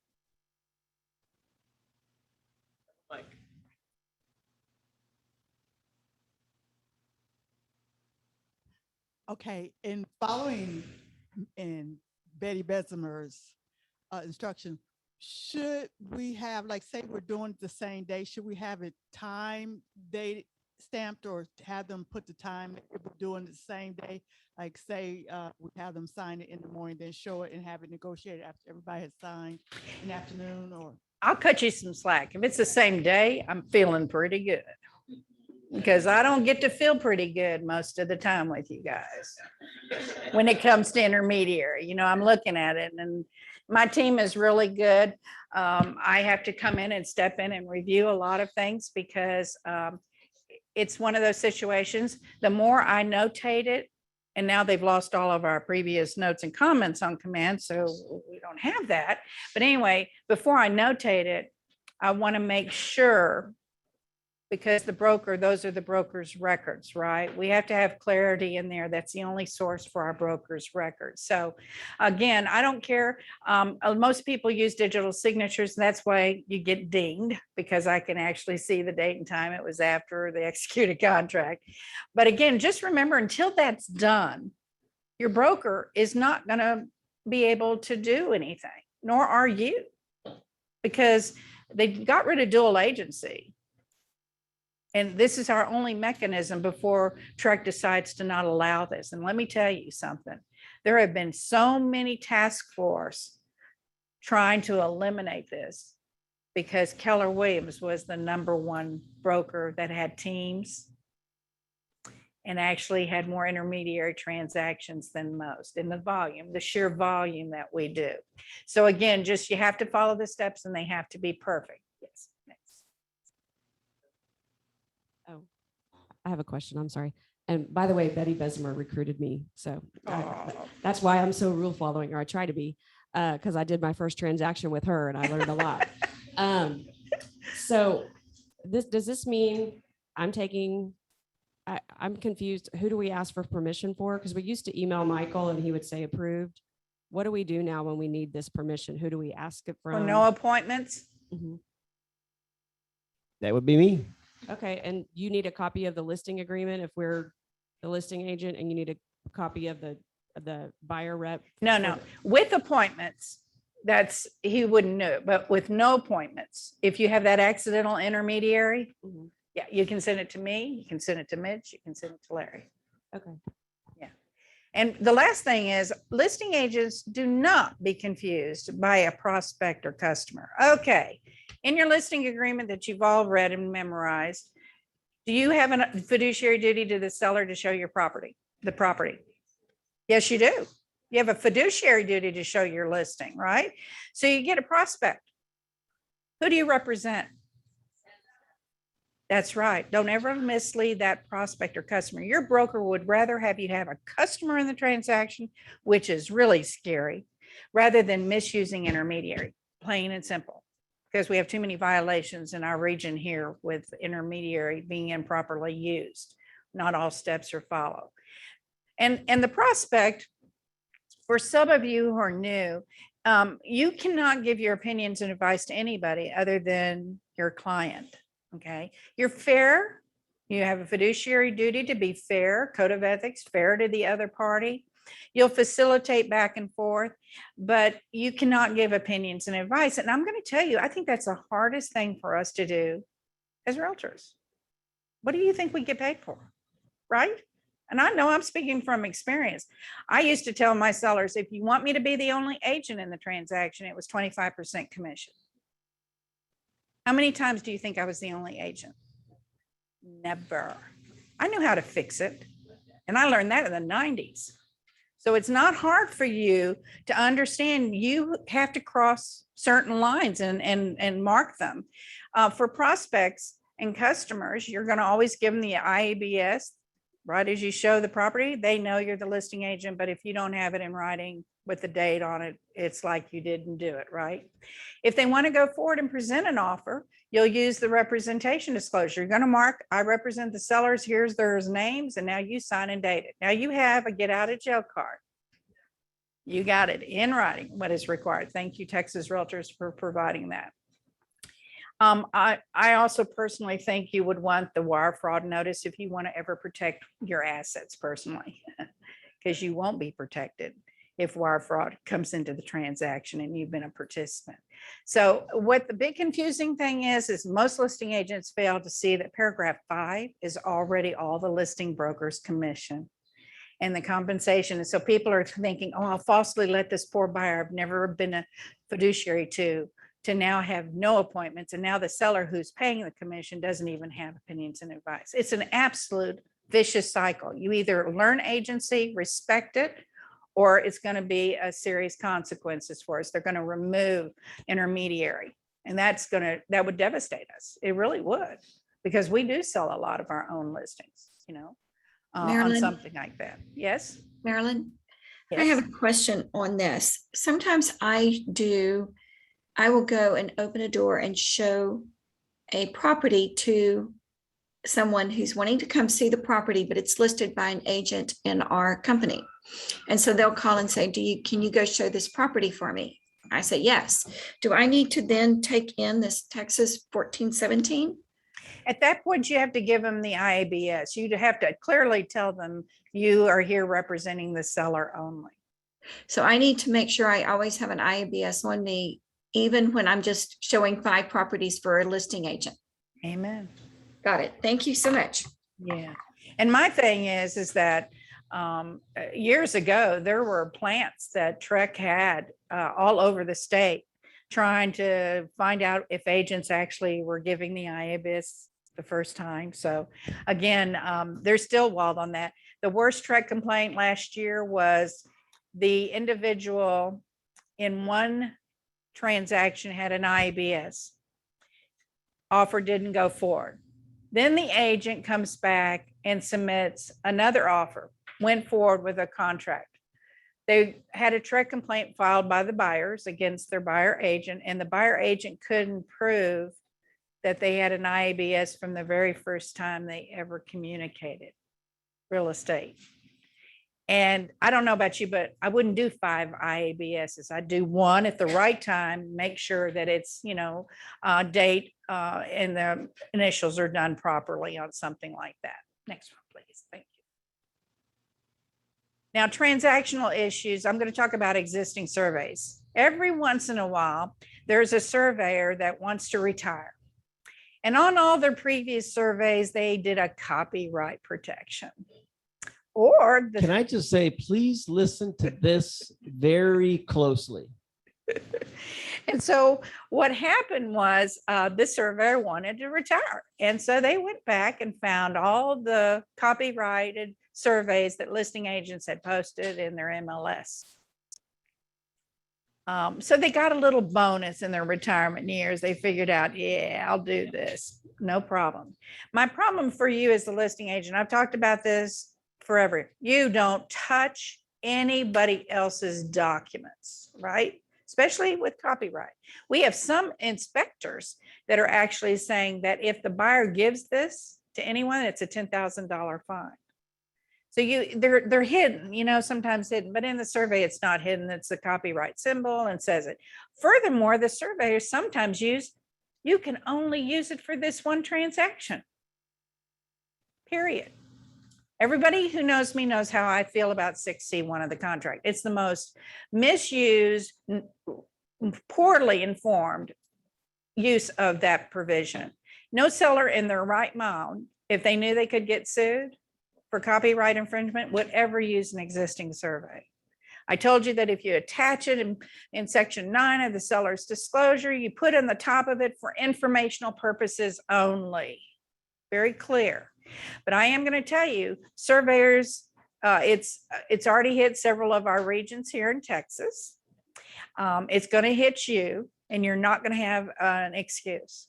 This is not acceptable. Buyers and sellers get to negotiate. 6C2 and 3 could be a negotiation part of it, but don't misuse seeing an existing survey with copyright. It says it's good for the previous transaction only. Or by the way, guess what? They give you a survey that they got from the previous sellers when they bought the property. If you don't have your name on it, it's not yours. Same way with copyright photos and all that. You don't use something of others on that. And the reason this is, as I said, it's cyclical and it kind of hits and starts in a region and then it dominoes. But these surveyors are picking up a lot of easy money, lots of easy money here. So no difference between residential and commercial. I saw Wayne looking over there. None. Residential and commercial. Copyright is same- copyright. You don't get same the survey. thing. Mhm. And yes, Okay, so back to the IABS. I have a client that buys about one property a month from me. So one IABS for the lifetime of our relationship is good, or do I need to have her sign one every time? no, it's better for it to be from the very first time you've worked with them and talked about real estate. In the event they change the form, which they do, the last time they did it in 2015, if they change the IABS by law, then you would have to get a new one on something like that. But again, the T47 is a notarized affidavit. Does everybody know what an affidavit is?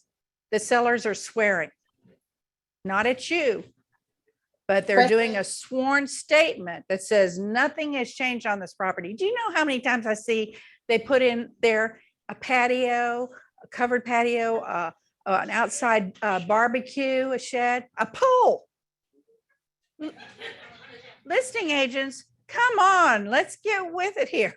If there's been any change, I would say no. Put your foot down. Say no, sellers. You've got two other options and let's use those. Those are better for you to stay out of trouble. There was another question or something somebody had?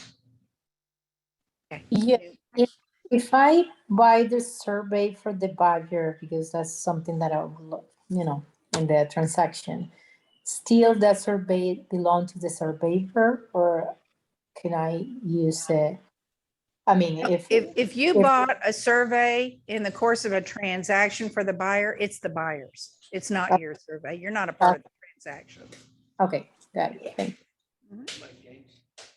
Hi, Yes. I have a question. Uh-huh. So you're saying to cover ourselves, the seller on the seller's disclosure should write for informational purposes only. Over the top of the survey when it says attach. Okay. But that doesn't stop them from being able to use it though, possibly. Well, if I were the listing agent, I would advise my sellers in the highest fiduciary fashion and recommend that they not use an existing survey. Okay. Yeah. Thank you. I'm going to tell you, in 2009, we had a horrendous lawsuit and it came from in this operation where the existing survey was in a kitchen drawer. A relocation company was involved in the listing, right? Relocation companies don't allow it. Do you know why? Because they've got a huge, big group of attorneys that all know that's too high of a risk. Either for their employee when they're selling the property or when their employee is buying it. They always require a new survey. That's why they give some of the benefits. But what we had is that stupid existing survey was in a kitchen drawer. It was a vacant house, right? The buyer pulled it out of the kitchen drawer, took it to the title company, and the title and that buyer got together and said, let's use it. The contract said that the buyer would buy a new one, 6C2. We were involved in that horrendous lawsuit because the buyer agent failed to make sure that the buyer complied with the terms of the contract. So again, be very careful about things like that. The buyer. Yeah, sure. People do things. It doesn't take much to file a lawsuit. On the IABS, if our first substantive relationship. I'm sorry, we cannot hear you. Closer to your mouth. IABS, if our first substantive communication with a buyer is sending them listings through HAR, where there's the link to the IABS, is that covering us? No, sir. That's not showing delivery. Okay.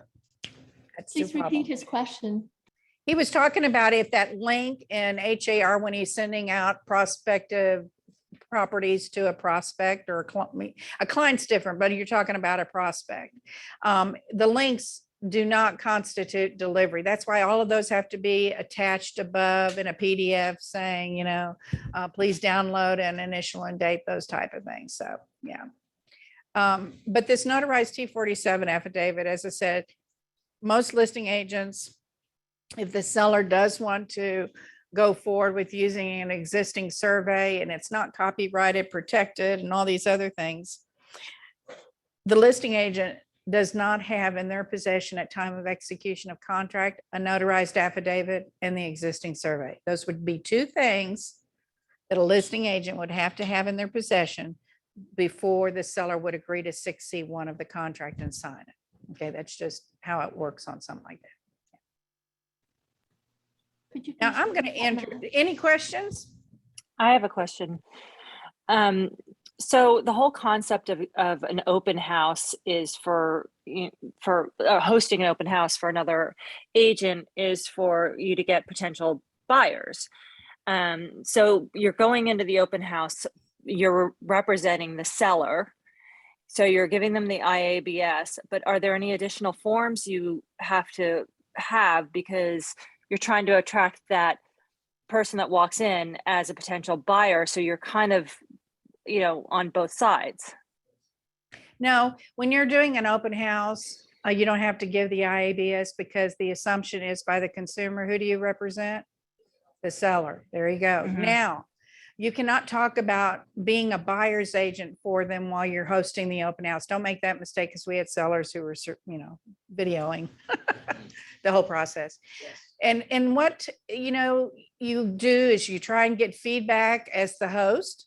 Yes, how did you like the property and all these type of things, and saying, I'm here until 5 o'clock today, but I'd like to give you my card. And in the event I could ever help you and show you how I would like to work for a buyer, you can do so.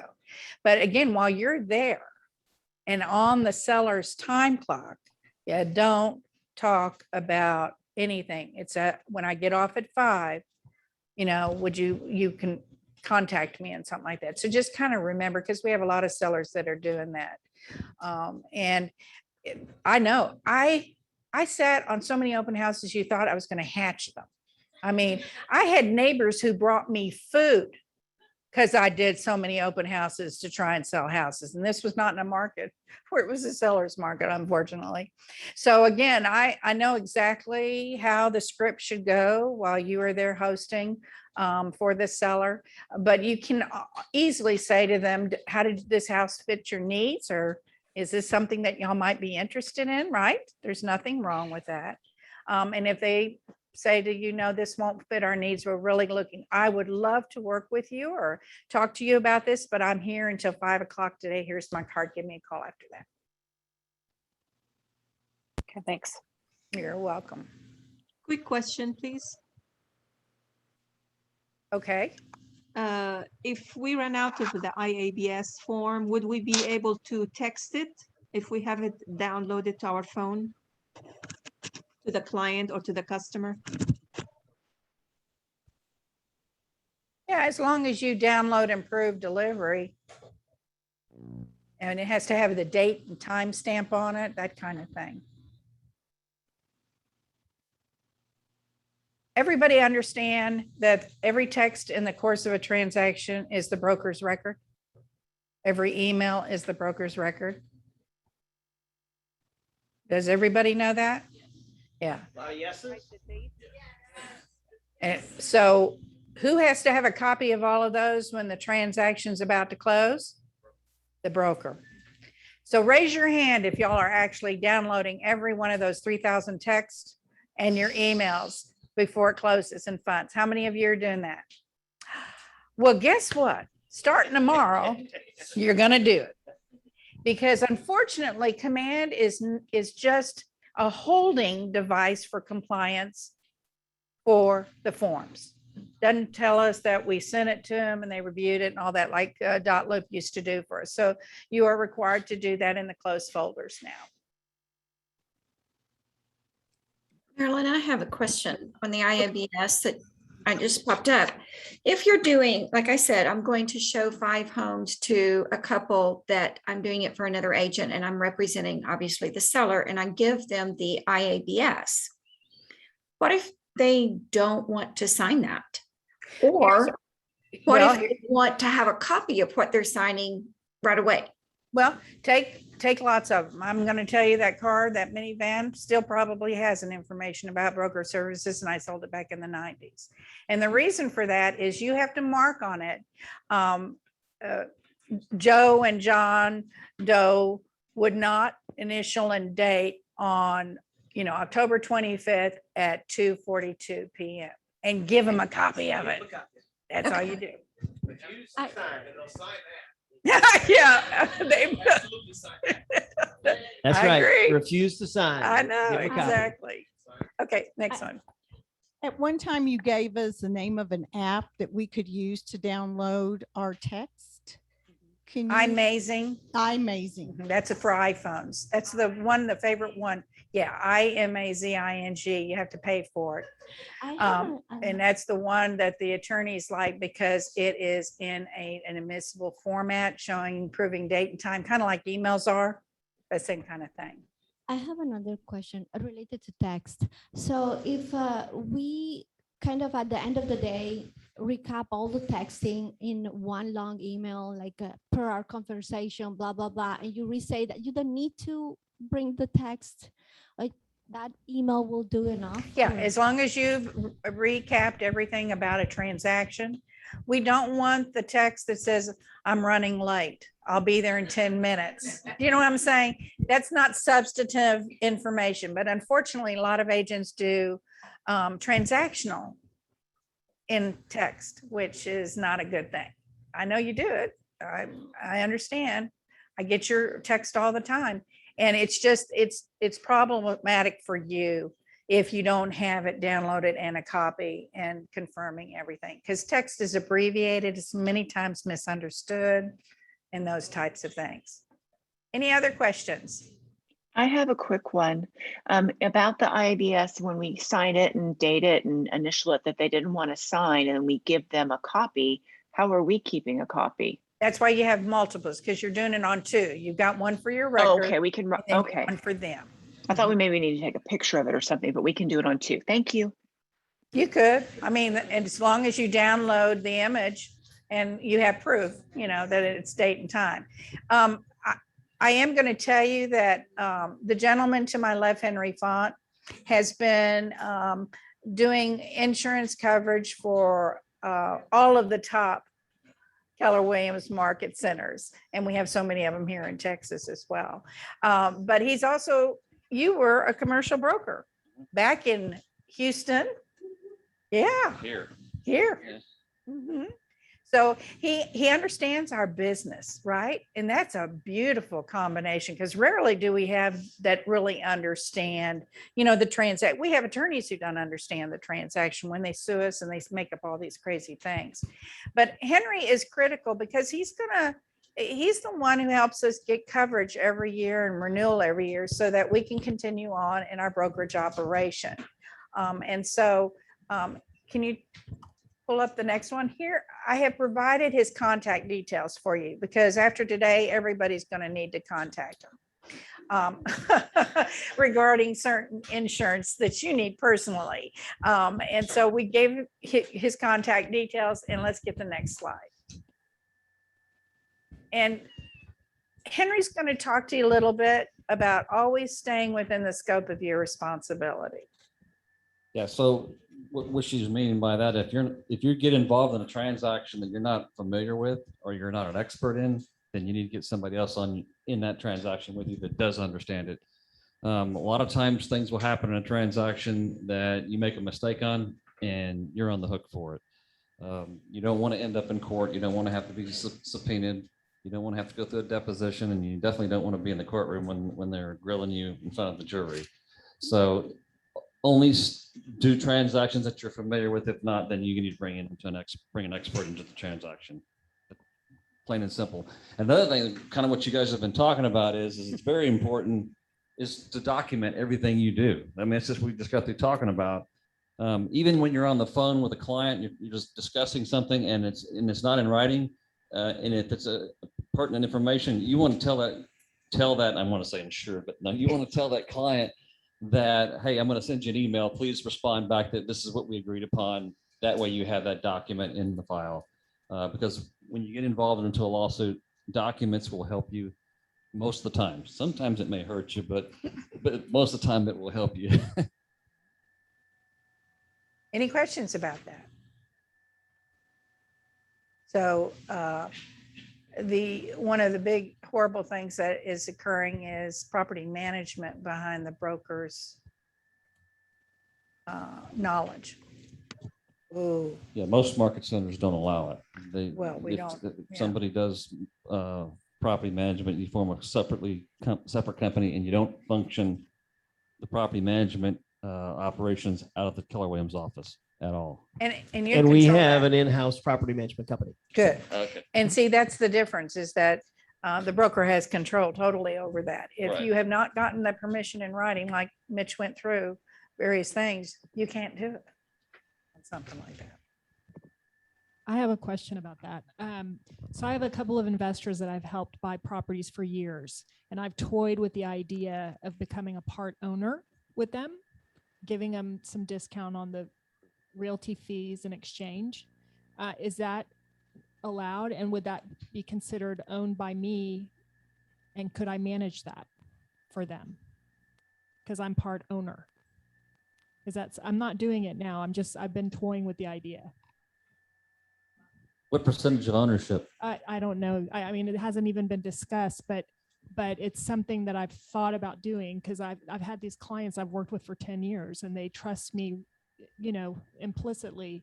And I help them find it. And I said, well, why don't I create a bigger opportunity for myself, become part owner? Could I manage those if I'm a minority partner? It will be a case by case because our policy has limits of ownership. Okay. Otherwise you would not, there would not be And coverage. then Yeah. also if it's commercial, then it gets even more complicated. Yeah, and also, trust account, because then we would have to be involved in the trust account as the brokerage, Got it. unless you're a broker and you have your own complete separate brokerage. Company and insurance and everything. Insurance, yeah, the whole kit and caboodle. I'll tell you, for years, and it's come back again because Trek has found out when they went to their conference for all the agencies around the United States that they're looking at wholesalers. They really feel wholesalers are practicing real estate without a license. They're going to come down hard and heavy. And we've got lots of agents who quote are wholesalers and they're in serious trouble because that's a predatory practice if you're a license holder. The second one is property management. And what they probably will do with property management is it'll be a separate license. So I'm licensed in North Carolina and South Carolina, and you can only be one. So you can be a broker of a property management company, or you can be a broker of a real estate brokerage. Cannot be both. So, yeah, and as I said, when they look at it, they're looking at the prison, what causes the biggest disputes, the biggest violations. And agents practicing property management, not staying within the scope of their responsibility is one of the biggest, huge areas. And stay in your lane, right? I mean, I think that's probably the biggest lesson you can take away is just stay in your lane. If you're great in commercial, stay in commercial. If you're great in residential, stay in residential. We have paths for all that, but be careful to stay within your lane and the scope of your responsibilities. Next So, slide. I have a question. Marilyn? This is Paula Burr. Are you talking about flippers that are under a microscope with Trek? No, wholesalers are buyers who have an equitable interest in a contract with a seller. And then they turn around and try and find a buyer to assign it to make money off of their equitable interest. And a lot of newer agents get approached by these people.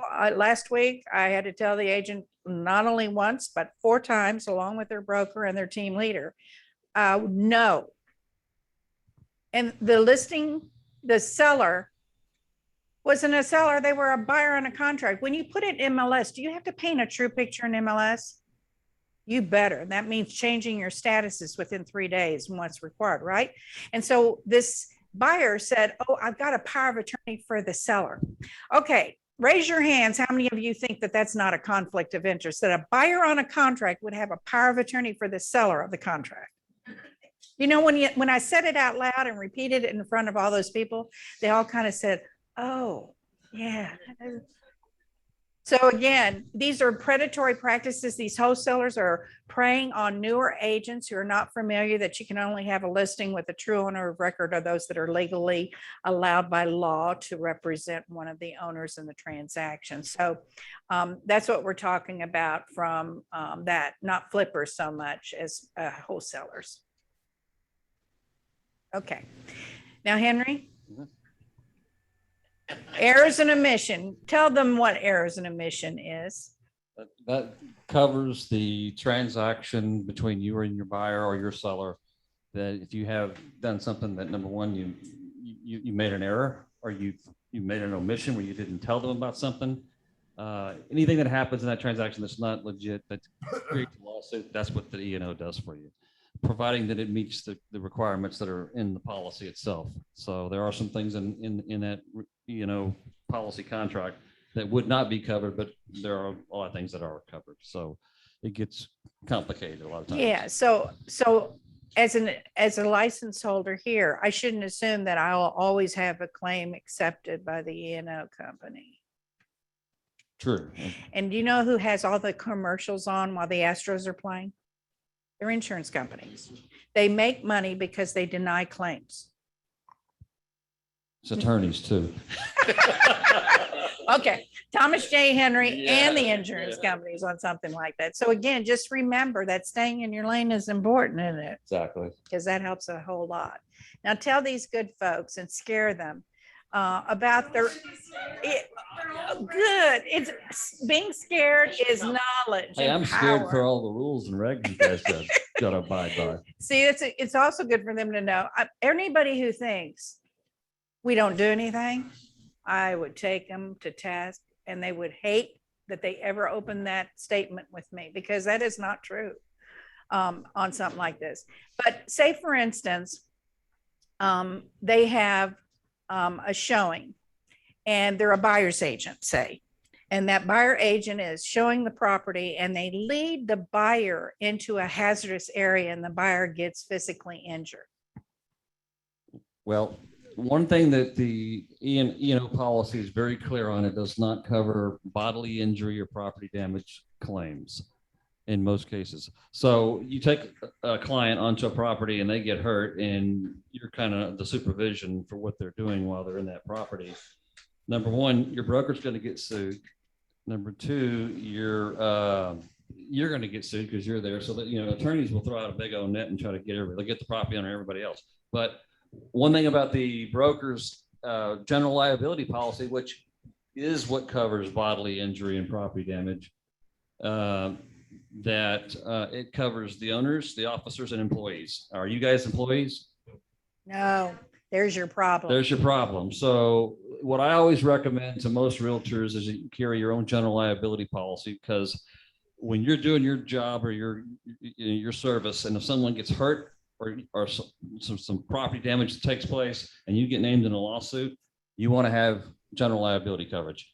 For an individual to carry general liability coverage, I mean, you're talking about something that is under $500 in most cases for you to have every year. And the good thing about a general liability policy, there's no deductible. No deductible. I love that. There's no deductible, and you're Mhm. going to have an attorney that's going to defend you. You could be right, but guess what? You got to spend money to prove that you're right. So that's what the policy is going to do for you. It's going to provide an attorney for you. It's going to pay for the expenses. And then if you are found liable, then it's going to pay the settlement. Just great to have. Question on that. I have a umbrella policy. That's personal. Okay. Your business pursuits are not covered under personal umbrella. Correct. So unless you have it insured for as a real estate agent, it's not So going it to has cover. to specifically say. Right, it's personal. It's personal liability. Because so what happens when you have an umbrella, it goes right over the top of your homeowners or your renter's insurance, which gives you personal liability. It stacks on top. And it does come in and pick up coverage sometimes what the underlying coverage doesn't cover, but it's not business pursuits. So what do you recommend again? General liability policy. Henry, Could you put your microphone? I so- wouldn't do anything less than $1 million. Henry, Cheap. It's cheap.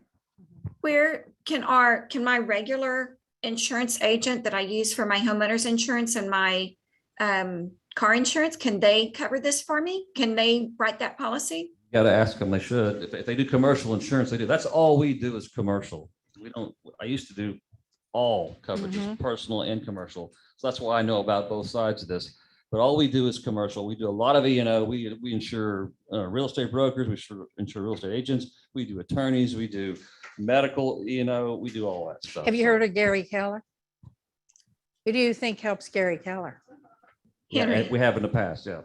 Okay, We've so- seen some things since then. Yeah. So can I just contact you outside of this meeting and talk to you about that? Absolutely. Just give us a call in the office and let whoever answers the phone. Usually it's Tori, and she'll either give you to me or to Audra or Karen, either one. So Great, either thank one you of them. so much. How that work if you are in a team about the insurance? Say that again. Like how that work if like whenever you show in a house, but you're in a team, so you have to have your own insurance, personal or like in the team? You have to have your if you're in a you say you're in a property, right? No, in a Yeah. team. In a team. Okay, so if you're in a team, then unless you're you are a employee or owner in that team, then it only covers whoever's named on the policy. So if you're still an independent contractor, you still need to carry your own coverage. Henry, do you recommend that we also get extra coverage for cyber liability? Well, cyber, that's another, it's very important to have that. But in most cases, when I write a cyber policy on a market center, it covers independent contractors. Yeah, I'll have that. I had to pay over $1,000 for my policy. Yeah, y'all have it. Y'all have it. Yeah. And I write it, yes. Yes, you should be glad. I had to pay over $1,000 for my policy. And I don't really have any exposure, but I'm well insured. Make no mistake, because I want to stay in business. So, you know, I have a lot of respect for insurance. I may have made that comment about insurance companies love to deny claims. Well, Henry and I know we fight them all the time for our market centers. And we usually win because we actually read, right? We read the policy, we know what's covered in that. So. Okay, talking about personal liability? Yeah. Insurance. So Marilyn, did you talk about the person falling through the ceiling already? I didn't, I mentioned a little bit about the buyer agent. Guys, this is important because these things do happen. The insurance is not expensive. And that would have been $112,000, $112,500. Mhm. You guys were able to get that taken care of. Personal liability insurance is really important, especially if you're representing buyers. And you know, that was the settlement. The legal fees Oh, were, were Blood-sucking lawyers. yeah, under a general liability policy, there's no deductible. And there's the insurer just doesn't get any deductible or fees, but we had a lot of attorney fees because that went on for quite a long time. And here's what happened. The buyer agent had their buyer, right? But the buyer brought a friend. The friend is the one that fell through the ceiling in the attic into the garage floor and was broken in many Broken parts, many parts. And so that therein lies a wonderful scenario too. How many times do we have this entourage that shows up when we're showing property? I'm going to tell you, you know, I love grandma and grandpa. I'm a nana, but bottom line is the people that you bring onto that property should only be your clients that are in writing. If they're bringing their children, which some of them have to, right? Somebody has to hold on to them at all times because that you'll be held responsible. We get the calls all the time. Such and such is missing. You were the last to show it. You know, that kind of element. And that's not covered by the brokerage guys. No, no, it is not. Don't put that out there. Well, I just want to, oh, I'm sorry. I just want to reiterate about the people falling through the ceiling. I was a fairly new agent when that happened. And I told everybody, you know, since then, you cannot go in the attic. You cannot go in the attic. It didn't happen Well, let to me just Jennifer tell Fuller. you. It didn't happen to you though. No, it didn't happen to me. But what I'm saying is like, I'm showing cute young couple and their parents are there. And I tell all four of them, you can't go in the attic. We just had a 6-figure claim. Someone fell through. And then we walk out to the backyard and the dad, who's older than me, goes up there anyway. So you really have to watch.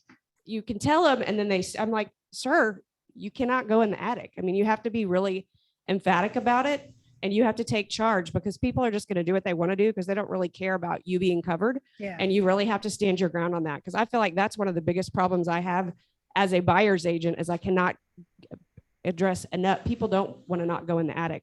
And I just tell them you're not ladder certified and that's for inspections.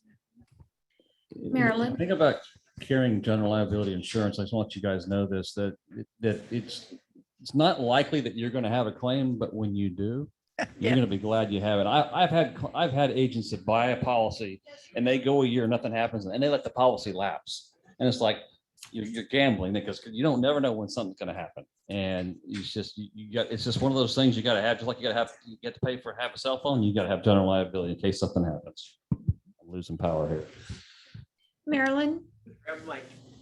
Marilyn, if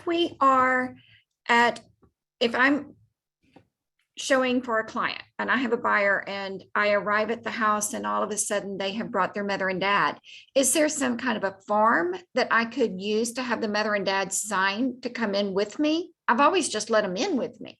Well, let me tell you a secret. Number one, you say, oh, I've got to contact the listing agent and let them know who else will be visiting the seller's property. And oh, by the way, buyers, you are now responsible for everyone you brought on. It's in your buyer tenant agreement. They are responsible for anybody they've invited along. Great. So that's why you need to do what I say. Okay, I have a question. thank you. If you are going to show property and you put in the email, say, hey, we're going to show that, I'm going to show you this property tomorrow at 2 p.m. No one who's coming to view the property is allowed to go in the attic, and they agree in an email, will that cover you? I think it would give advance warning, the same way we talked about with showing instructions. You give that script because they're required to spit it out. Remember, no access to the locked closet, no access to the attic, follow your clients everywhere. Do not use the restroom facilities. Don't run any appliances. Still, the thing is, if they get it in that attic, you're still I know, liable. yeah. So, because you're the supervision for them being in that property. Yeah. But like Jennifer just said, she told them specifically not to. It's okay. That attorney's still going to name you in that lawsuit. You're going to have to get out of that suit with an attorney. You I won't would- be able to do it by yourself. Yeah, and I would turn to the buyers and say, you are personally liable for any of the actions that are going on here today, because I've given you fair warning. Any other questions? Yes. So my question has more to do with like open houses. So what happens if I host an open house, a family comes in with their children and a kid falls down the stairs, and he's injured? Who is responsible? Why general liability? Would the homeowners that own the home be responsible, or would I be responsible as the person hosting the open house? It'll be the homeowner. It'll be probably the broker, and it'll be you personally. They're going to name all three of you. Okay, so And you're all have to defend it. I'm a little confused with that because I'm someone that is over insured, and so I do have an umbrella policy.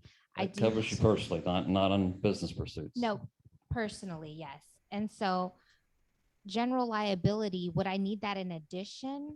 Yeah, So if they were again, to sue me? personal umbrella covers you in your covers you personally in personal activities. Someone if slips and falls on your property, you're in the grocery store and you accidentally rammed in somebody with your basket and they get injured, that's personal. But when you're acting as a realtor, that's a business pursuit. That doesn't cover under personal liability. It covers under commercial liability, which is a general liability policy. Okay, so in that scenario, the listing agent, the brokerage, and myself would be responsible for that situation. Well, you'll get named in the lawsuit. Okay. You got to let the attorneys fight it out for a while and you find out who gets what. Okay, so that's something that I never considered while hosting an open house, because sometimes I do feel like there are a lot of kids that attend open houses and they are kind of running wild, knowing that I'm putting myself in a risk case scenario. Obviously, I don't want to be responsible for that. Well, I'll tell you, we've talked about this in the past. If they have like a backpack or other things, you're going to say everything gets out here on the porch. Make sure that you're always holding onto your mom and dad's hands, and let the parents know. The sellers have asked that you always have a hold of your children while they're visiting the property today. Please enjoy. Another thing you want to make sure that you do as far as a general liability claim, and I'll just talk about it, and if she wants to expand on it, she can. When you have a showing window, make sure you stay in that window. If not, you need to call in and get that changed, because if you step into a house that's outside the showing window, some bad things can happen, and we've seen it happen. Yes. I have a quick question. Is there a line ahead of me? No. Henry, is there a website or a way to see the types of, like, how often an insurer denies claims, or kind of how to shop insurance? Like, to actually see how, because I mean, I've had personal injury from someone, and insurance is not always your best friend, because they are trying to stay in business. So how do we shop for insurance? TDI has I think they have some things on their website that you can look at, or you can actually check for complaints against insurance companies. Most insurance companies they're gonna do exactly what the policy says. They have to if they want to do business in the state. And then But we if could there's- just if read there's the gray areas, policy. Okay. go ahead, sorry. We can just read the policy, obviously, before purchasing, just like any other consumer Good would. luck on that one. Yeah. No. Okay, so you technically have to buy it in order to read it. And then if you don't like it, you have to refund it. And Well, do- most agents can get you a copy of the policy if you feel like reading it, but if you want to try to put yourself to sleep at night, you can get one of those and Oh, read. just to be an educated consumer. Yeah. Right. But, and I think the biggest thing is having an insurance broker. Mhm. Because that insurance broker goes out and they put your risk out for lots of different insurance companies. They're Mhm. real familiar with each one of those companies. They know their track record, they know the history, and they also have leverage. You know how the lady talked about the One Guard, Mhm. right? And remember the person, the title company failed to submit it Mhm. and One Guard came in and did. Well, that's what Henry does for us. I have watched him. You think he's at a pencil sharpener? He's sharpening that pencil and he's going back to them and said, I don't like those numbers. I want you to come back at less. That's what an insurance broker does for you. An insurance agent who might have just for one line of insurance, they don't have as broad a knowledge. So find the one that will best suit what you need and what the answers are. But in commercial, you want a proficient commercial broker, just like you do in real estate. And any real estate, I'm sorry, real estate, any insurance policy has some limitations in it. They all do. They do. There's no such thing as everything's covered. Most things are covered, and there are some scenarios in there that will tell you how you can lose coverage, but it rarely ever happens. I don't see it happen that often at all. So real quick, Hubert, are you on?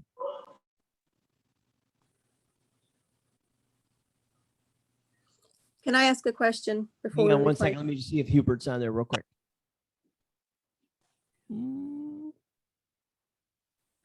I would have went into the blood-sucking attorneys, but no, he's not there. He's out of town today, but I wanted to make sure he's on there too, because here's what I'll say. So these three people and Hubert are who helps me sleep solid at night time, just so you all know. So good. Go ahead with your question. Question was, would it help to have an addendum to our buyer representation where we list out such things as no one will go in the attic, the people viewing the home shall be restricted to those named in this agreement, etc. That'll help, but it doesn't completely shield you from getting a lawsuit against you, because you still got to fight it. Thank you. I All also, right, we're about 10 or 15 minutes over, so a couple more questions. Anybody? Andrea Joseph here. I have a quick question and a comment. The comment is, I have noticed a lot of buyers representation coming in, showing property, or Keller Williams agents, other ones that are not properly securing the house when they leave, leaving side doors open, that kind of thing. Does this general liability policy also cover if something was to happen because of that? If something got stolen in the house, whatever. It could. There are some options and some policies that would fall under the open house or lockbox coverage that could give you some coverage there too, but that would be through the E&O policies where it's built into that. So, but if you fail to do something and there was some property damage or bodily injury, then it could help you on that. Your listing agreement protects you. The seller indemnifies you from the actions of other brokers and inspectors and surveyors and those type of things. The buyer agent that left it unsecured, they could be in trouble, but not you as the listing agent. Thank you. Correct. And they think our job is easy. No good deed goes unpunished. Remember that as well. You got to remember, when you get paid big time, big money, you got to be big responsibility with it too. Stick a fork in us. We're done. All right, we are done.